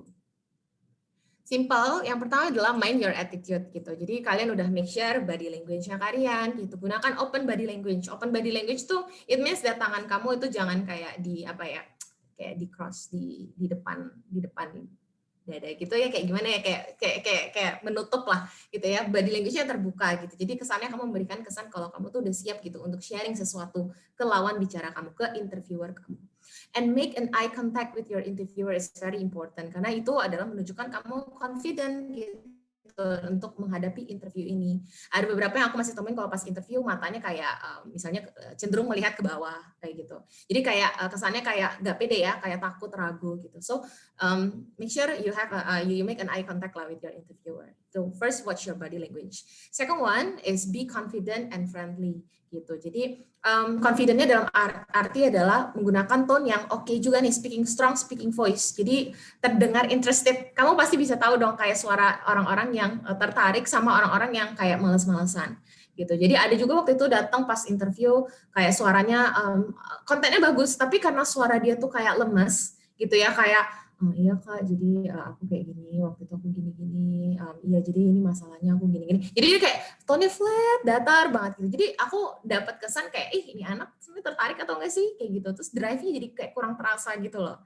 Gitu. Jadi ini akan bikin recruiter jadi lebih prefer sama kandidat yang lain yang mungkin tone-nya itu lebih tertarik gitu ya, punya tonalitas yang lebih oke kayak gitu dibandingin sama yang kandidat yang model-model yang kayak tadi. Dan simple banget, read and thank you your interviewers, itu penting banget. So tanya apa namanya, sapa mereka kayak gitu ya. Kemudian juga jangan lupa ucapkan terima kasih setelah selesai proses interview. And last but not least, be clear and concise. Ini aku akan make sure selalu di bagian ini. Hindari beating around the bush, jangan terlalu muter-muter, langsung to the point aja. Tadi gunakan STAR framework kamu to guide your response, dan provide concrete examples if needed gitu ya. Jadi ada beberapa hal gitu ya. Better kalau kamu bisa elaborate dengan concrete examples atau hal-hal yang memang pernah kamu alami, itu bakal good point banget. Jadi kayak misalnya recruiter tanya kamu, gimana sih cara kamu overcome stress kayak gitu. Ya kamu jangan cuma bilang kalau ya aku baca buku Kak kayak gitu, atau ya aku biasanya kayak nonton Netflix kayak gitu, udah gitu ya. Kamu better mungkin bisa elaborate sama contoh konkret di mana saat itu kamu stres dan apa tindakan konkret yang kamu lakukan. Jadi kamu langsung pikirin lagi pas experience kamu, oh waktu itu misalnya di mata kuliah itu kayak tasnya banyak banget kayak gitu, kerjaannya tuh kayak berjibun, terus deadline-nya mepet-mepet, apa sih yang aku lakukan di saat stres itu gitu. Nah, kamu bisa elaborate lagi dengan action-action yang tadi gitu dan result-nya. Ya, basically gunain STAR framework. Dan terakhir itu take your time to think kayak gitu ya. Jadi kadang-kadang ketika dikasih pertanyaan, kandidat itu juga suka kayak langsung buru-buru kali ya, takut kayak rekruternya nunggu. Jadi kayak langsung ceplos-ceplos gitu loh, tanpa mikir dulu sama pertanyaannya apa. Jadi sebenarnya ketika kalian bingung mendapatkan pertanyaan itu Kak, dan kalian butuh waktu untuk mikir kayak tadi Raka bilang kan, tunggu sebentar Kak, aku butuh waktu untuk mikir dulu kayak ceritanya apa kayak gitu. It's really okay, it's totally okay gitu. Tapi kasih tahu sama recruiter kamu kayak, oke, bentar Bu kayak gitu, atau bentar Kak, aku butuh 1 menit untuk pikir dulu, kira-kira oke kah kayak gitu. Dan biasanya recruiter pasti kayak, oh ya feel free to take your time kayak gitu. Dan ya di situ kamu bisa jabarkan lah gitu framework berpikir kamu, cara kamu deliver ideas-nya. So it's okay to take your time to think. Kalau pertanyaan tidak jelas, apalagi kalau di business case tadi, itu mereka sengaja biasanya kasih pertanyaan yang kayak ngambang atau yang kayak ambigu. Sebenarnya tujuannya dia lihat apakah kamu tuh bisa mengkritisi lagi pertanyaan. So kalau kamu nggak yakin, kamu nggak berasa kayak masih kurang jelas, just ask your recruiters back kayak gitu. Jadi tanya aja lagi, Kak, ini maksudnya gini-gini bukan ya gitu, atau Kak ini maksudnya gini-gini bukan ya, aku butuh data ini Kak, kira-kira datanya apa ya, bisa seperti itu kita bisa lihat kayak, oh berarti kamu ini benar-benar anaknya kritis nih gitu, critical thinking kamu di sini terassess lah kayak gitu, cara kamu analisis masalahnya juga di sini bisa kelihatan kalau kandidat ini okay, it's good candidate. So to sum up gitu ya, summary for today's session. The first one, kita tadi udah belajar tentang transferable skills. So make sure kalian dari sekarang udah develop your transferable skills. Second one is the key to a great CV is relevancy. Jadi hindari pertanyaan, Kak, template apa yang aku pakai, yang bagus apa, tapi lebih tanya, Kak, bikin konten yang relevan itu harusnya kayak gimana. Ya gitu kan, lebih fokus sama kontennya daripada kayak template yang mau Oxford, mau Harvard, itu terserah deh. Kayak gitu. Yang ketiga adalah using STAR framework to answer the interview questions gitu. Jadi ini STAR framework udah diingat banget. Kalau dikasih pertanyaan ya gunakanlah, susun jawaban kalian dengan STAR framework. So that's it untuk sesi hari ini, gitu ya. Thank you so much. Mungkin kalau ada pertanyaan, aku balikan lagi deh sesinya ke Fazira. Oke, makasih banget Kak Okta hari ini, benar-benar informatif banget, dan aku baru kali ini loh Kak kayak sedetail ini dikasih taunya, kayak poinnya gitu dijabarin gitu. Ya. Nah, ini mungkin bisa banget teman-teman buat diaplikasikan langsung ya, langsung kayak nyicil-nyicil dibikin gitu CV-nya. Nah, mungkin kayak aku sebelum lanjut ke sesi selanjutnya, aku mau sedikit review dan nge-highlight beberapa poin yang udah dijelasin Kak Okta, yaitu tadi transferable skill, yaitu core skill yang dibutuhkan. Jadi itu ada communication, problem solving, analytical thinking, adaptability, apalagi adaptability ini buat yang kerja di startup tuh butuh banget. Betul. Terus teamwork dan business acumen. Nah, terus tadi juga untuk bisa mentransfer skill itu ngasih dibutuhkan CV juga. Nah, salah satu bikin CV yang bagus itu kayak relevan, clear and structured template, terus error free, yaitu no typo, terus Hanas. Dan tadi yang benar-benar detail banget Kak Okta jabarin itu, dan aku highlight beberapa poin itu adalah ternyata sekarang itu recruiter tuh agak ngeliat LinkedIn juga ya Kak. Yes. Kayak LinkedIn lagi rame juga belakangan ini aku lihat. Betul. Terus tadi juga ada tips yang nempel banget, itu adalah summary statement-nya itu bisa kayak kita sesuaikan dengan company yang mau kita apply juga gitu. Betul. Dan pastikan singkat, padat, dan jelas, dan konsisten grammar-nya. Nah, pas interview juga, ini aku kerasa banget sih, Kak, yaitu research ya. Itu penting banget, aku rasain banget, Kak. Yaitu research-nya itu ada 4, yaitu yourself, position-nya, company-nya, dan industri-nya. Nah, terus tadi untuk kayak menjabarkan biar terstruktur jawaban interviewnya itu STAR framework, yaitu situation, task, action, sama result. Untuk biar bisa jawab pertanyaannya lebih terstruktur gitu. Dan pas yang interview itu ini penting juga sih, Kak, aku ngerasa banget itu adalah yang attitude-nya, kayak body language-nya, eye contact, terus speaking voice-nya, terus great and thank you, sama be clear and concise. Betul. Sama take your time to think. Yes, betul. Yes. Ini benar-benar tercerahkan banget, kalau kayak aku kayak langsung implementasikan kayak abis ini. Betul. Ini kamu bisa praktis banget sih dari sekarang kayak gitu, biar kamu nggak kaget lah ya gitu pada saat apply kerjaan nantinya. Banyak like mock interview lah kayak gitu, bisa ngajak teman kamu mungkin kayak gitu. Iya bener banget, Kak. Aku setuju. Nah, sekarang nih kayaknya setelah dijabarkan materi sama Kak Okta, langsung muncul pertanyaan gitu, Kak.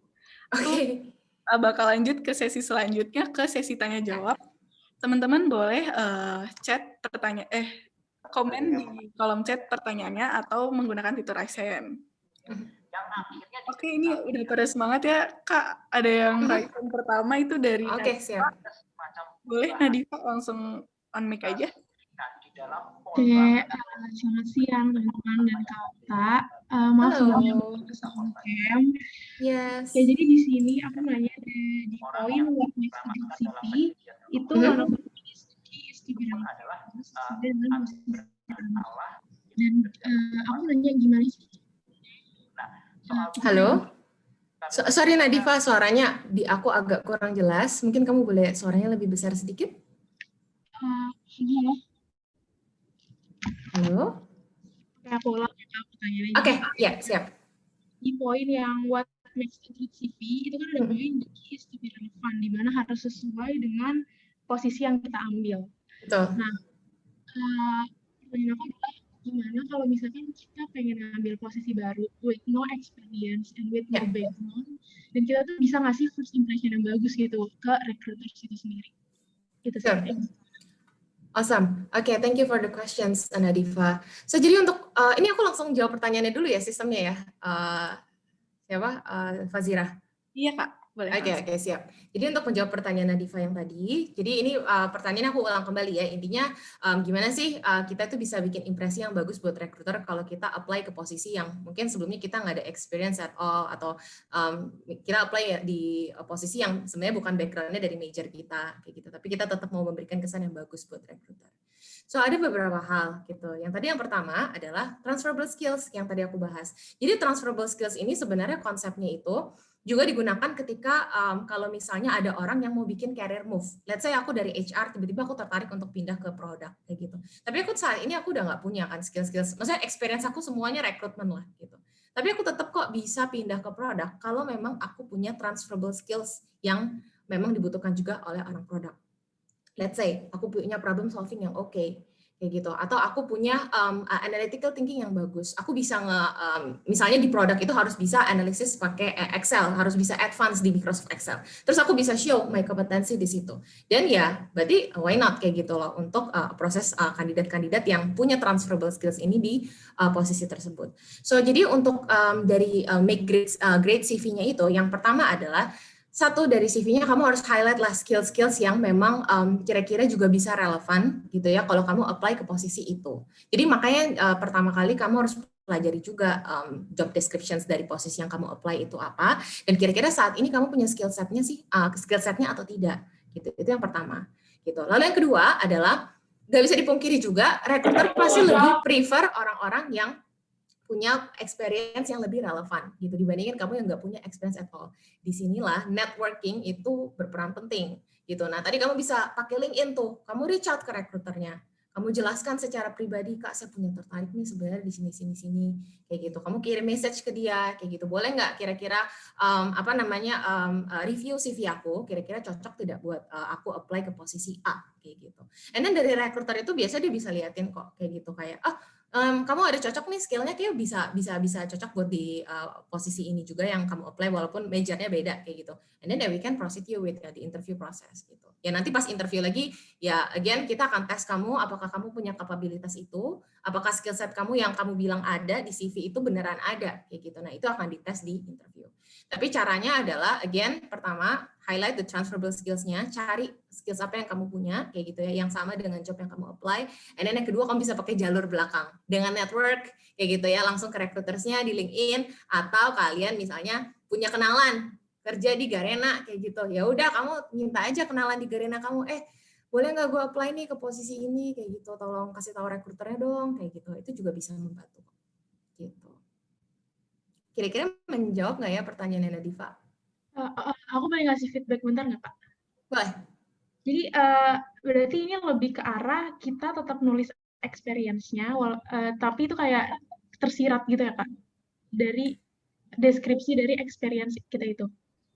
Maksudnya experience kamu yang nggak relevan tuh nggak apa-apa, tetap kamu masukin gitu. Tapi kamu bisa tuliskan dari job responsibilities-nya itu, kayak kamu skill set-nya apa aja yang kamu punya gitu.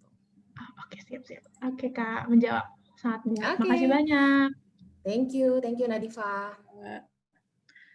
Mungkin bakal yang raise hand lagi. Ini setelah Nadifa di sini ada Andina Marsha. Oh ya, oke. Andina Marsha. Halo Andina. Oh, di chat katanya Andina. Oh, di chat. Oke. Oke, sambil Andina nggak bisa aktivasi mic. Oke. Sambil Andina yang ngechat, aku bakal milih lagi. Ini mirip juga namanya Andini. Oke, hai Andini.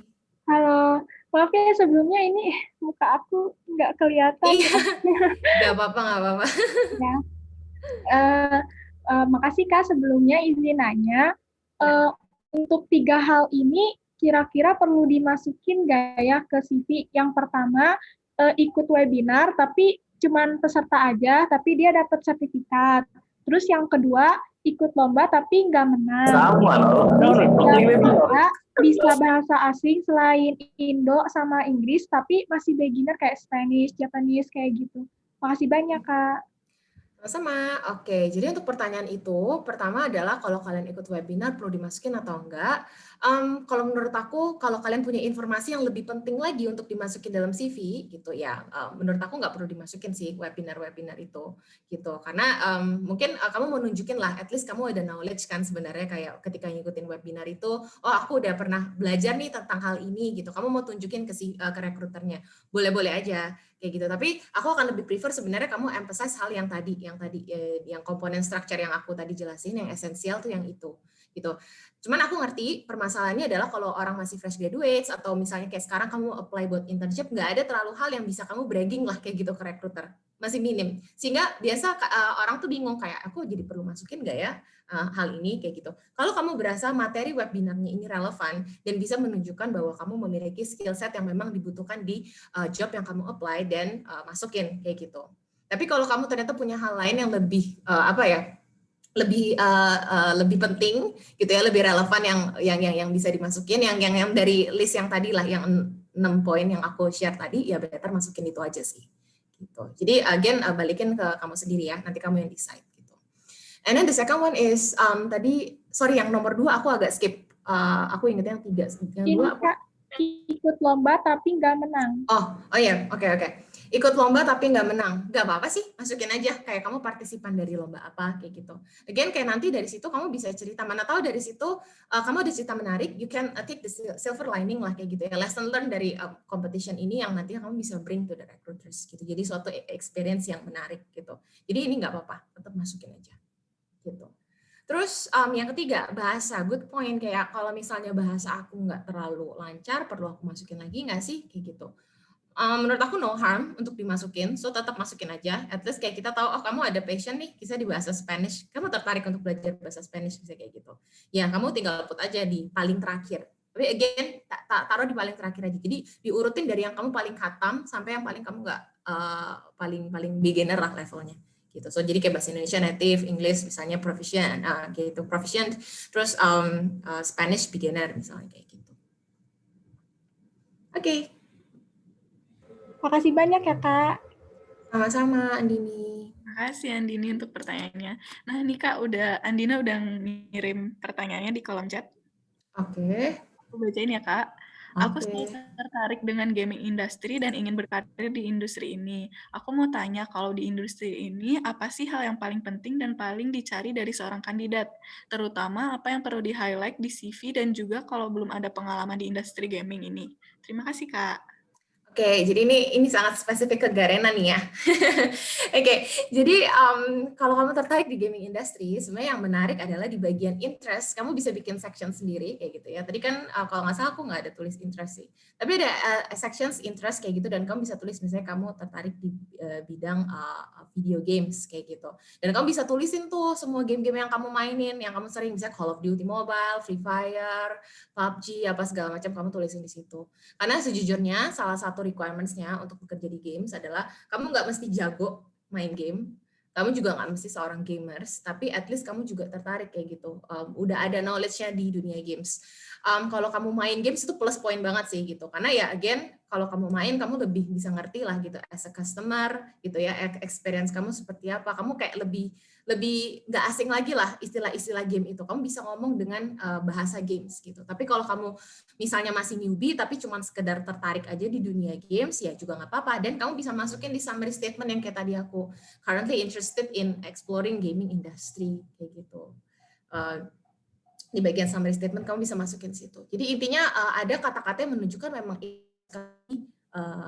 dunia games gitu. Nah, apa yang paling dicari dari seorang kandidat? Again, ini depends on the job that you're applying to kayak gitu, dan opening kita apa aja. Ada beberapa posisi ya memang yang kita open untuk fresh graduates kayak gitu. Misalnya kayak posisi produk gitu. Kita justru kebanyakan malah cari orang fresh graduates. Tapi again kita lihat lagi skill setnya. Apa yang dicari di tim produk Garena sih? Mereka cari orang yang punya good logical thinking gitu, punya analytical thinking yang bagus, problem solving skill yang bagus. Nah dari situ kamu bisa highlight juga kayak gitu. Kira-kira waktu itu kamu mungkin ada project-project apa aja sih yang memang benar-benar menguji analytical thinking kamu, atau kamu punya ada project-project yang waktu itu kamu misalnya menyelesaikan problem apa kayak gitu di situ ya, kamu bisa ceritain lah again di job responsibilities-nya gitu. Again like make it relevant lah kayak gitu, the posisi yang di apply gitu.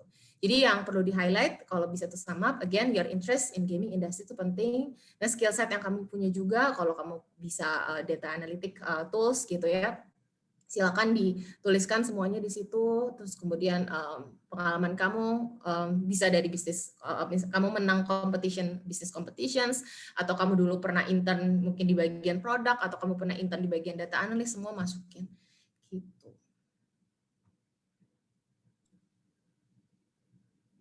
Oke, semoga kejawab ya Andina. Yes, nanti kalau belum kejawab bisa tanya lagi. Oke, ini kita lanjut ke pertanyaan selanjutnya nih Kak, dari Judith. Halo Kak, saya Judith ingin bertanya bagaimana cara menjawab pertanyaan interviewer yang bertanya kenapa kami harus memilih kamu. Dan ini sebenarnya nyambung juga Kak sama salah satu pertanyaan di kolom chat. Terus Kak bisa nggak sih kasih salah satu contoh STAR framework-nya? Oke, siap. Jadi ini, halo Judith, ini pertanyaannya adalah bagaimana cara menjawab pertanyaan kenapa kita harus pilih kamu. Again, kalau misalnya pertanyaan kayak gini, kenapa kami harus memilih kamu, kalian harus tahu dulu kenapa sih rekruter mau tanya ini, gitu. Apa yang dia cari dari jawaban ini, gitu. Apa yang dia cari itu adalah dia pengen tahu sebenarnya strength yang kamu bisa bawa, gitu ya, ke perusahaan itu apa. Secara kamu jawab pertanyaannya adalah cukup kamu mention aja gitu hal-hal yang kelebihan yang kamu miliki kayak gitu loh ya dalam diri kamu yang kira-kira bisa membantu company kayak gitu. Contohnya misalnya kamu bilang aku punya good time management kayak gitu. Jadi aku bisa handle multiple task at the same time. Perlu pakai STAR framework atau enggak sih? Nggak perlu sih, karena kan dia cuma tanya kenapa kamu perlu milih kamu, kayak gitu. Kalau STAR framework itu biasanya digunakan untuk menjawab pertanyaan-pertanyaan yang sifatnya behavioral questions. Jadi kalau ditanya, tell me about the time when you, misalnya yang kayak tadi, when you achieve greatest achievement in your life, kayak gitu. Nah itu baru kamu gunakan STAR framework. Itu kan tentang cerita kamu. Tapi kalau ini pertanyaannya tuh cuma tanya kayak, kenapa sih kita harus pilih kamu, kayak gitu. Ya kamu tinggal jawab aja dengan simple kayak, oh misalnya kayak saya saat ini punya, salah satu kelebihan saya adalah saya punya good time management skills gitu, dimana saya yakin dalam bekerja di perusahaan gitu ya, saya nanti akan mendapatkan beberapa pekerjaan dalam waktu yang bersamaan, dan kemampuan ini akan membuat saya bisa menentukan prioritas dari pekerjaan mana yang harus saya lakukan duluan, sehingga nantinya saya bisa menghasilkan project ya, atau kayak mendeliver hasil sesuai dengan tepat waktu. Udah selesai kayak gitu. Ataupun kamu mau misalnya bikin jawab pertanyaannya dengan skill set yang memang kamu tahu kalau di perusahaan ini kamu butuh ini kayak gitu, atau di posisi ini kamu butuh ini. Contoh let's say misalnya e-sports deh, kamu apply buat e-sports ke Garena, terus kamu bilang, oh iya kenapa kita harus pilih kamu kayak gitu. Soalnya misalnya aku anggota tim pro player EVOS nih kayak gitu, dan aku udah tahu dalam-dalamnya kayak gimana kerjaannya gitu. Dan aku yakin nih insight yang aku dapat waktu aku gabung dengan tim e-sports EVOS kayak gitu ya, itu bisa berguna ketika aku bekerja di posisi ini. Simple as that, udah cukup. Jadi nggak perlu STAR framework. Oke, semoga pertanyaannya Didit terjawab ya. Ini yang Raisen jangan putus asa, abis satu komen ini kita mau yang Raisen ya. Oke Kak, ini pertanyaan selanjutnya dari Alfian Noval. Siang Kak, saya Alvan, sorry. Saya Alvan, saya mau tanya lebih lanjut mengenai interview. Pertanyaannya ada 2 nih Kak. Yang pertama itu, ada nggak sih batas waktu maksimal buat berpikir? Sama yang kedua, gimana ya Kak latihan supaya bisa speak confidently dan menghindari ngeblank? Makasih Kak. Siap. Oke, so hi Alvan, thank you for the questions. Nah, jadi untuk menjawab pertanyaan yang pertama, ada nggak sih batas waktu maksimal buat berpikir? Jawabannya nggak ada. Kayak gitu. Tapi kalau aku boleh saran, maksimalnya mungkin 1 atau 2 menit aja ya.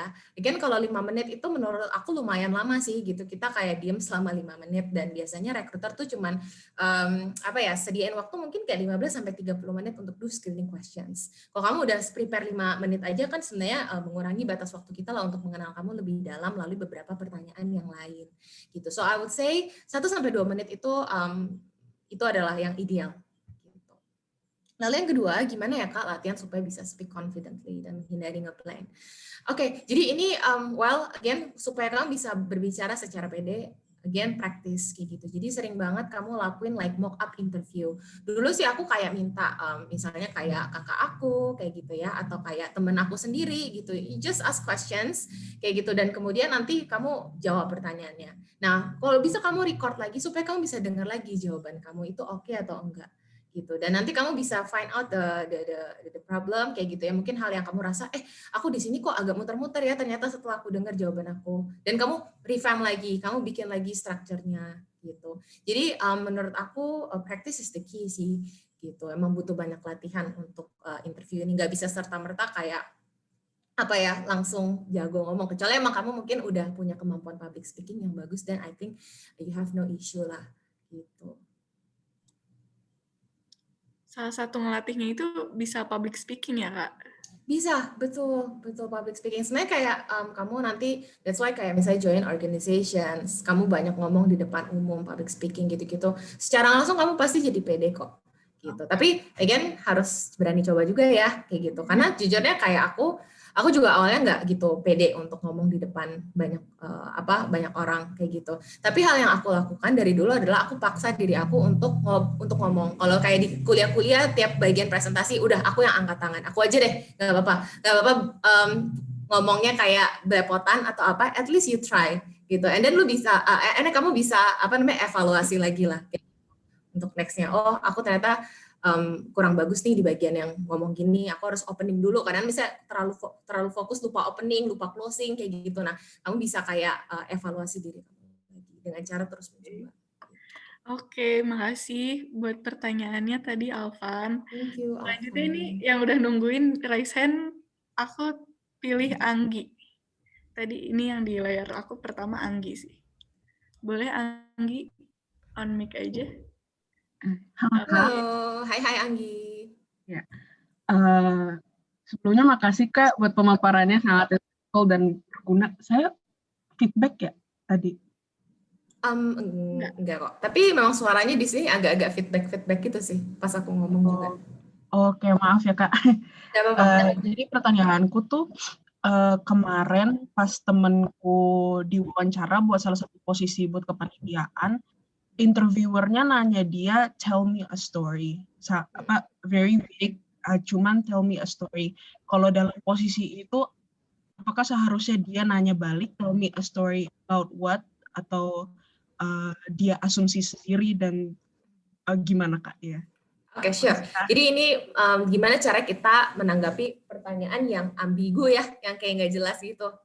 Nah, kalau misalnya again, kalau kamu merasa kurang yakin dengan pertanyaannya, daripada kamu salah jawab, I would say just ask gitu the interviewer back gitu. Jadi kamu bisa tanya kayak, oke, tell me a story, boleh tolong dielaborasi lagi nggak Kak?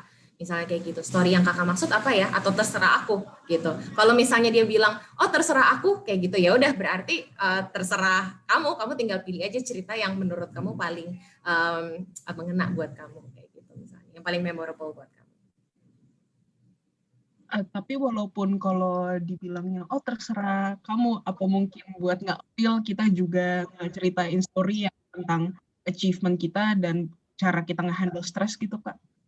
Ya, jadi tell me a story itu bebas. Kamu bisa ceritain dari, again, past experience kamu kan, kayak gitu. Apa yang kamu udah alami. Jadi aku bisa mengatakan tell me a story itu jenis-jenis pertanyaan yang aku bisa golongkan sebagai behavioral questions juga, kayak gitu. Jadi kamu bisa ketika menjawab pertanyaan hal ini, kamu gunakan STAR framework yang tadi, gitu. Jadi kamu mulai dari situasinya dulu, tasknya apa, actionnya apa, dan results-nya apa. Ya, makasih Kak. Sama-sama, Anggi. Oke, teman-teman, ini kita waktunya sampai 14.45 nih, Kak. Kayaknya sekitar 2 pertanyaan lagi ya, Kak? Boleh, sure. Oke, ini aku mau tunjuk yang Raisen lagi aja. Boleh untuk Lutfia Ahdiani? Di on mic ya. Sebelumnya maaf ya, lagi nggak bisa online. Oke, nggak masalah, Lutfi. Biasanya itu kan kita disuruh coding gitu kan, Kak. Nah, ya. Tips and triknya nggak sih, Kak? Gimana sih cara buat closing statement yang tepat, lebih baik gitu? Itu sih, Kak. Sorry, closing statement di sesi interview, Pak? Ya, yang di sesi interviewnya. Oke, sip kalau kayak gitu. Closing statement ya, oke. Jujur aku sendiri sih nggak pernah minta kandidat aku untuk do like closing statement. Ada juga aku yang closing biasa dengan menceritakan kira-kira informasi rekrutmen proses selanjutnya kamu bakal ngapain sih, kayak gitu. Tapi kalau again kamu diminta oleh recruiter misalnya suruh bikin closing statement, then you can like just jawab dengan pertanyaan kamu tekanin lagi lah kayak gitu. Menunjukkan kepercayaan diri kamu kalau aku yakin dengan skill set yang aku miliki saat ini, dengan kemampuan bla bla bla bla bla strength yang kamu miliki, aku bisa memberikan kontribusi lah yang baik misalnya di perusahaan ini. Kamu bisa kayak highlight lagi skill set yang kamu punya, yakinkan ke dia kalau aku tuh punya loh skill set yang kalian butuhkan kayak gitu untuk aku bekerja di posisi ini gitu. Dan thank you your recruiter, kamu bisa bilang kayak, dan terima kasih juga nih Pak atau Ibu kayak gitu telah memberikan kesempatan kepada saya untuk mengikuti proses di sini kayak gitu. Aku berharap mendengarkan kabar yang baik lagi nih untuk next recruitment proses selanjutnya. Gitu. Jadi openingnya bisa dengan cara highlight skill set kamu yang kamu yakin bisa menjadi added value bagi company. Lalu yang kedua, kamu terima kasih kepada rekruternya untuk sudah memberikan kesempatan ke kamu untuk menjelaskan tentang diri kamu, kayak gitu ya. Dan yang ketiga, kamu tunjukkan harapan kamu juga setelah ini. Harapannya ya kamu bisa dapat kabar lanjut, kabar baik dari rekruter untuk proses rekrutmen yang selanjutnya. Ya, makasih banyak Kak, membantu banget. Sama-sama. Terima kasih Lutfi untuk pertanyaannya. Oke, ini pertanyaan, mungkin bakal jadi pertanyaan terakhir nih Kak. Aku pilih, ini ada yang menarik dari Patricia Putri Arsyani. Halo Kak, izin bertanya, pertanyaan tentang study case itu apakah sudah ada jawaban pastinya yang benar yang diinginkan interviewer, Atau sebenarnya tidak ada jawaban pastinya?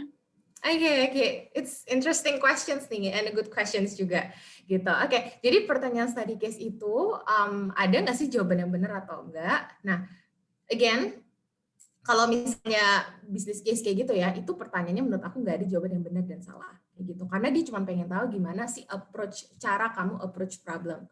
Tapi again, ada beberapa pertanyaan nih, let's say misalnya kayak market sizing deh. Kalian tahu market sizing questions nggak sih? Jadi market sizing questions ini tipikal pertanyaan di mana kamu diminta untuk memprediksikan kayak misalnya kayak coba berapa banyak revenue berapa banyak jumlah Starbucks cup yang terjual dalam satu hari di Jakarta.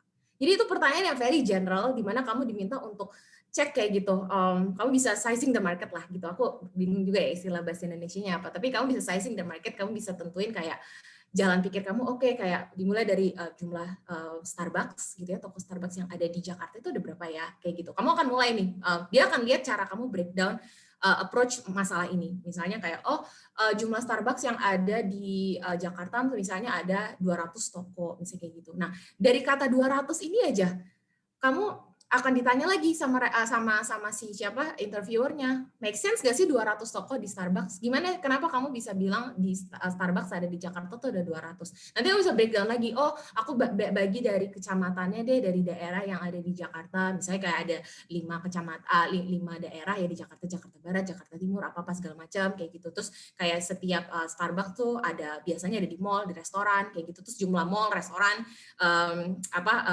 jumlah mall, restoran yang ada di Jakarta Barat tuh kira-kira segini. Let's say setiap mall ada 2 Starbucks atau ada 1 Starbucks dan bla bla bla, itu kali kayak cara kamu breakdown dia punya angka-angkanya, itulah yang sebenarnya dicek sama si interviewernya. Again, kamu kan nggak tahu apakah angka itu benar atau enggak. Apakah benar ada 200 Starbucks di Jakarta kayak gitu. Bisa aja sebenarnya prediksi kamu meleset gitu. Tapi dia bisa tahu, framework cara kamu berpikir bisa sampai dapat 200 angka tuh dari mana sih? Ternyata caranya kayak gini. Nah, ini bisa menunjukkan kamu punya pendekatan problem solving-nya itu oke, kayak gitu. Bagus, terstructure. Instead of kamu cuma bilang kayak, let's say 200 lah, terus kamu kali 200 cup yang terjual misalnya kayak gitu setiap harinya, terus kaliin aja 1 cup misalnya 50.000. Ya udah, kira-kira revenue-nya si Starbucks tuh segini deh kayak gitu dalam sehari, contohnya kayak gitu. Itu akan bikin recruiter merasa kayak, kamu punya analisis tuh lumayan agak shallow lah kayak gitu, nggak terlalu mendalam. Jadi again, untuk case study itu jawaban tuh nggak ada yang benar dan nggak ada yang salah sih. Biasanya cuma testing how you approach the problem kayak gitu. Jadi that's why kayak pertanyaannya biasa very general kayak gitu. Dan kalau kamu nggak yakin, sebenarnya kamu bisa kasih kesempatan buat tanya lagi, buat make sure beberapa data lagi gitu. Makanya yang tadi aku bilang, take your time to think kayak gitu, dan make sure kalau kamu nggak jelas pertanyaan atau terlalu ambigu, you need like more data to it, you can like ask your recruiter. Oke. Makasih banget Kak jawabannya. Makasih juga tadi Patricia untuk pertanyaannya. Thank you juga Patricia. Hopefully it answer your questions. Oke, sayang banget nih teman-teman karena waktunya udah habis. Sebenarnya pertanyaannya banyak banget Kak, terus tadi yang raise hand juga. Yes. Ada kesempatan lagi ya Kak buat kita tanya-tanya lagi sama Kak Okta. Dan mungkin salah satu dari kalian bakal ketemu Kak Okta pas interview gitu. Oh iya betul.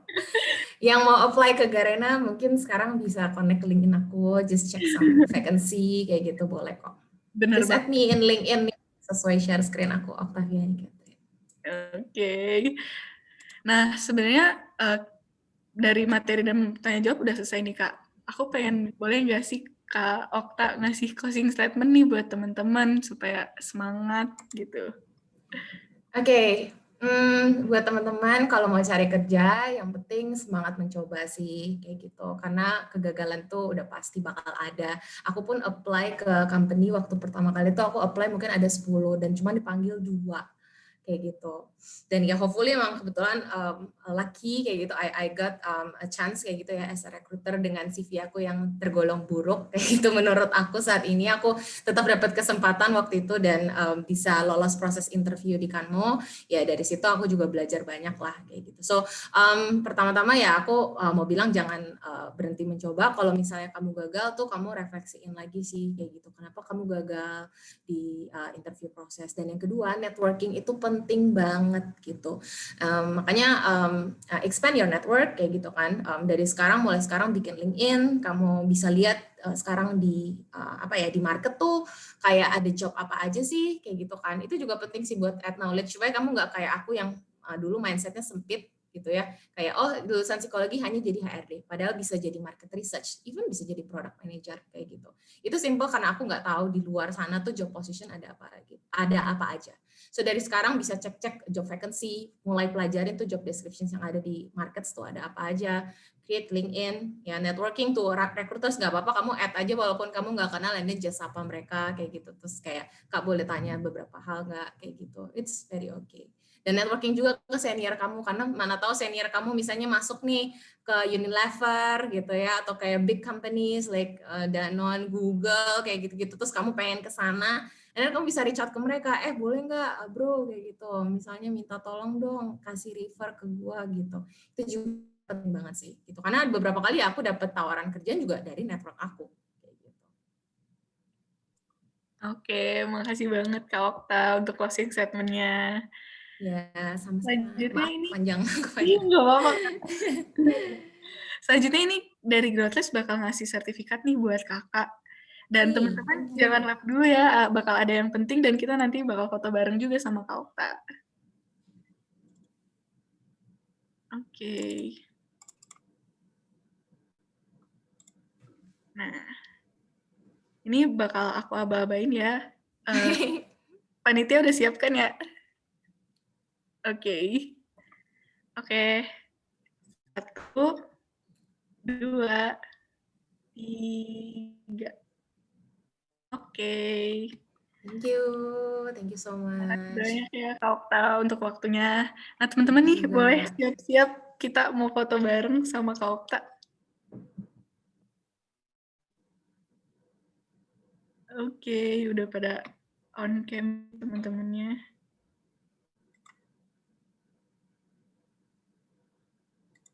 Oke. Panitia kira-kira udah siap?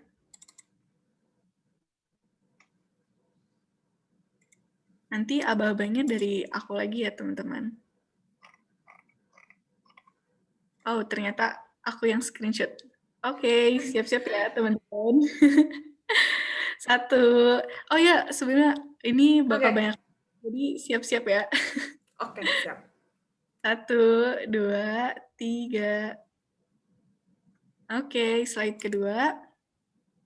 1, 2, 3. Oke, slide selanjutnya. Aduh, ini banyak banget ya. 1, 2, 3. Oke. Slide selanjutnya ini nggak pada on cam, Kak. Mungkin cukupkan aja fotonya. Oke, siap. So much for the chance. Terima kasih udah kasih kesempatan buat sharing juga sama teman-teman. Hopefully emang bisa berguna buat kalian juga. Tidak mengulangi my past mistakes. Oke, makasih banyak Kak Okta buat udah meluangkan waktunya di hari Minggu ini. Terus memberikan ilmu di minggu produktif siang kali ini. Semoga bisa langsung diaplikasikan juga ya sama teman-teman. Dan aku pribadi bakal langsung sih Kak, langsung cobain benerin CV aku. Siap. Oke, ditunggu nanti Giga Rena. Amin, amin. Oke, terima kasih juga buat teman-teman yang udah hadir pada siang kali ini. Jangan live dulu, bakal ada sesuatu yang bakal dikasih buat teman-teman. Sekali lagi makasih banyak buat Kak Okta untuk waktunya. Oke, kalau gitu aku boleh live ya, Wazira ya. Izin pamit juga sama teman-teman. Have a nice day all. Bye-bye. Thank you, Kak. Thank you, Kak Okta. Makasih banyak, Kak. Oke, teman-teman. Sekarang bakal ada info penting buat teman-teman. Sebentar ya. Oke. Kelihatan nggak ya? Oke. Udah kelihatan, teman-teman? Masih hitam sih di saya, Kak. Baru kelihatan. Oke, terima kasih. Jadi teman-teman boleh langsung diisi link feedback-nya, karena di link feedback ini juga bakal ngaruh buat e-sertifikat dan bakal dikasih juga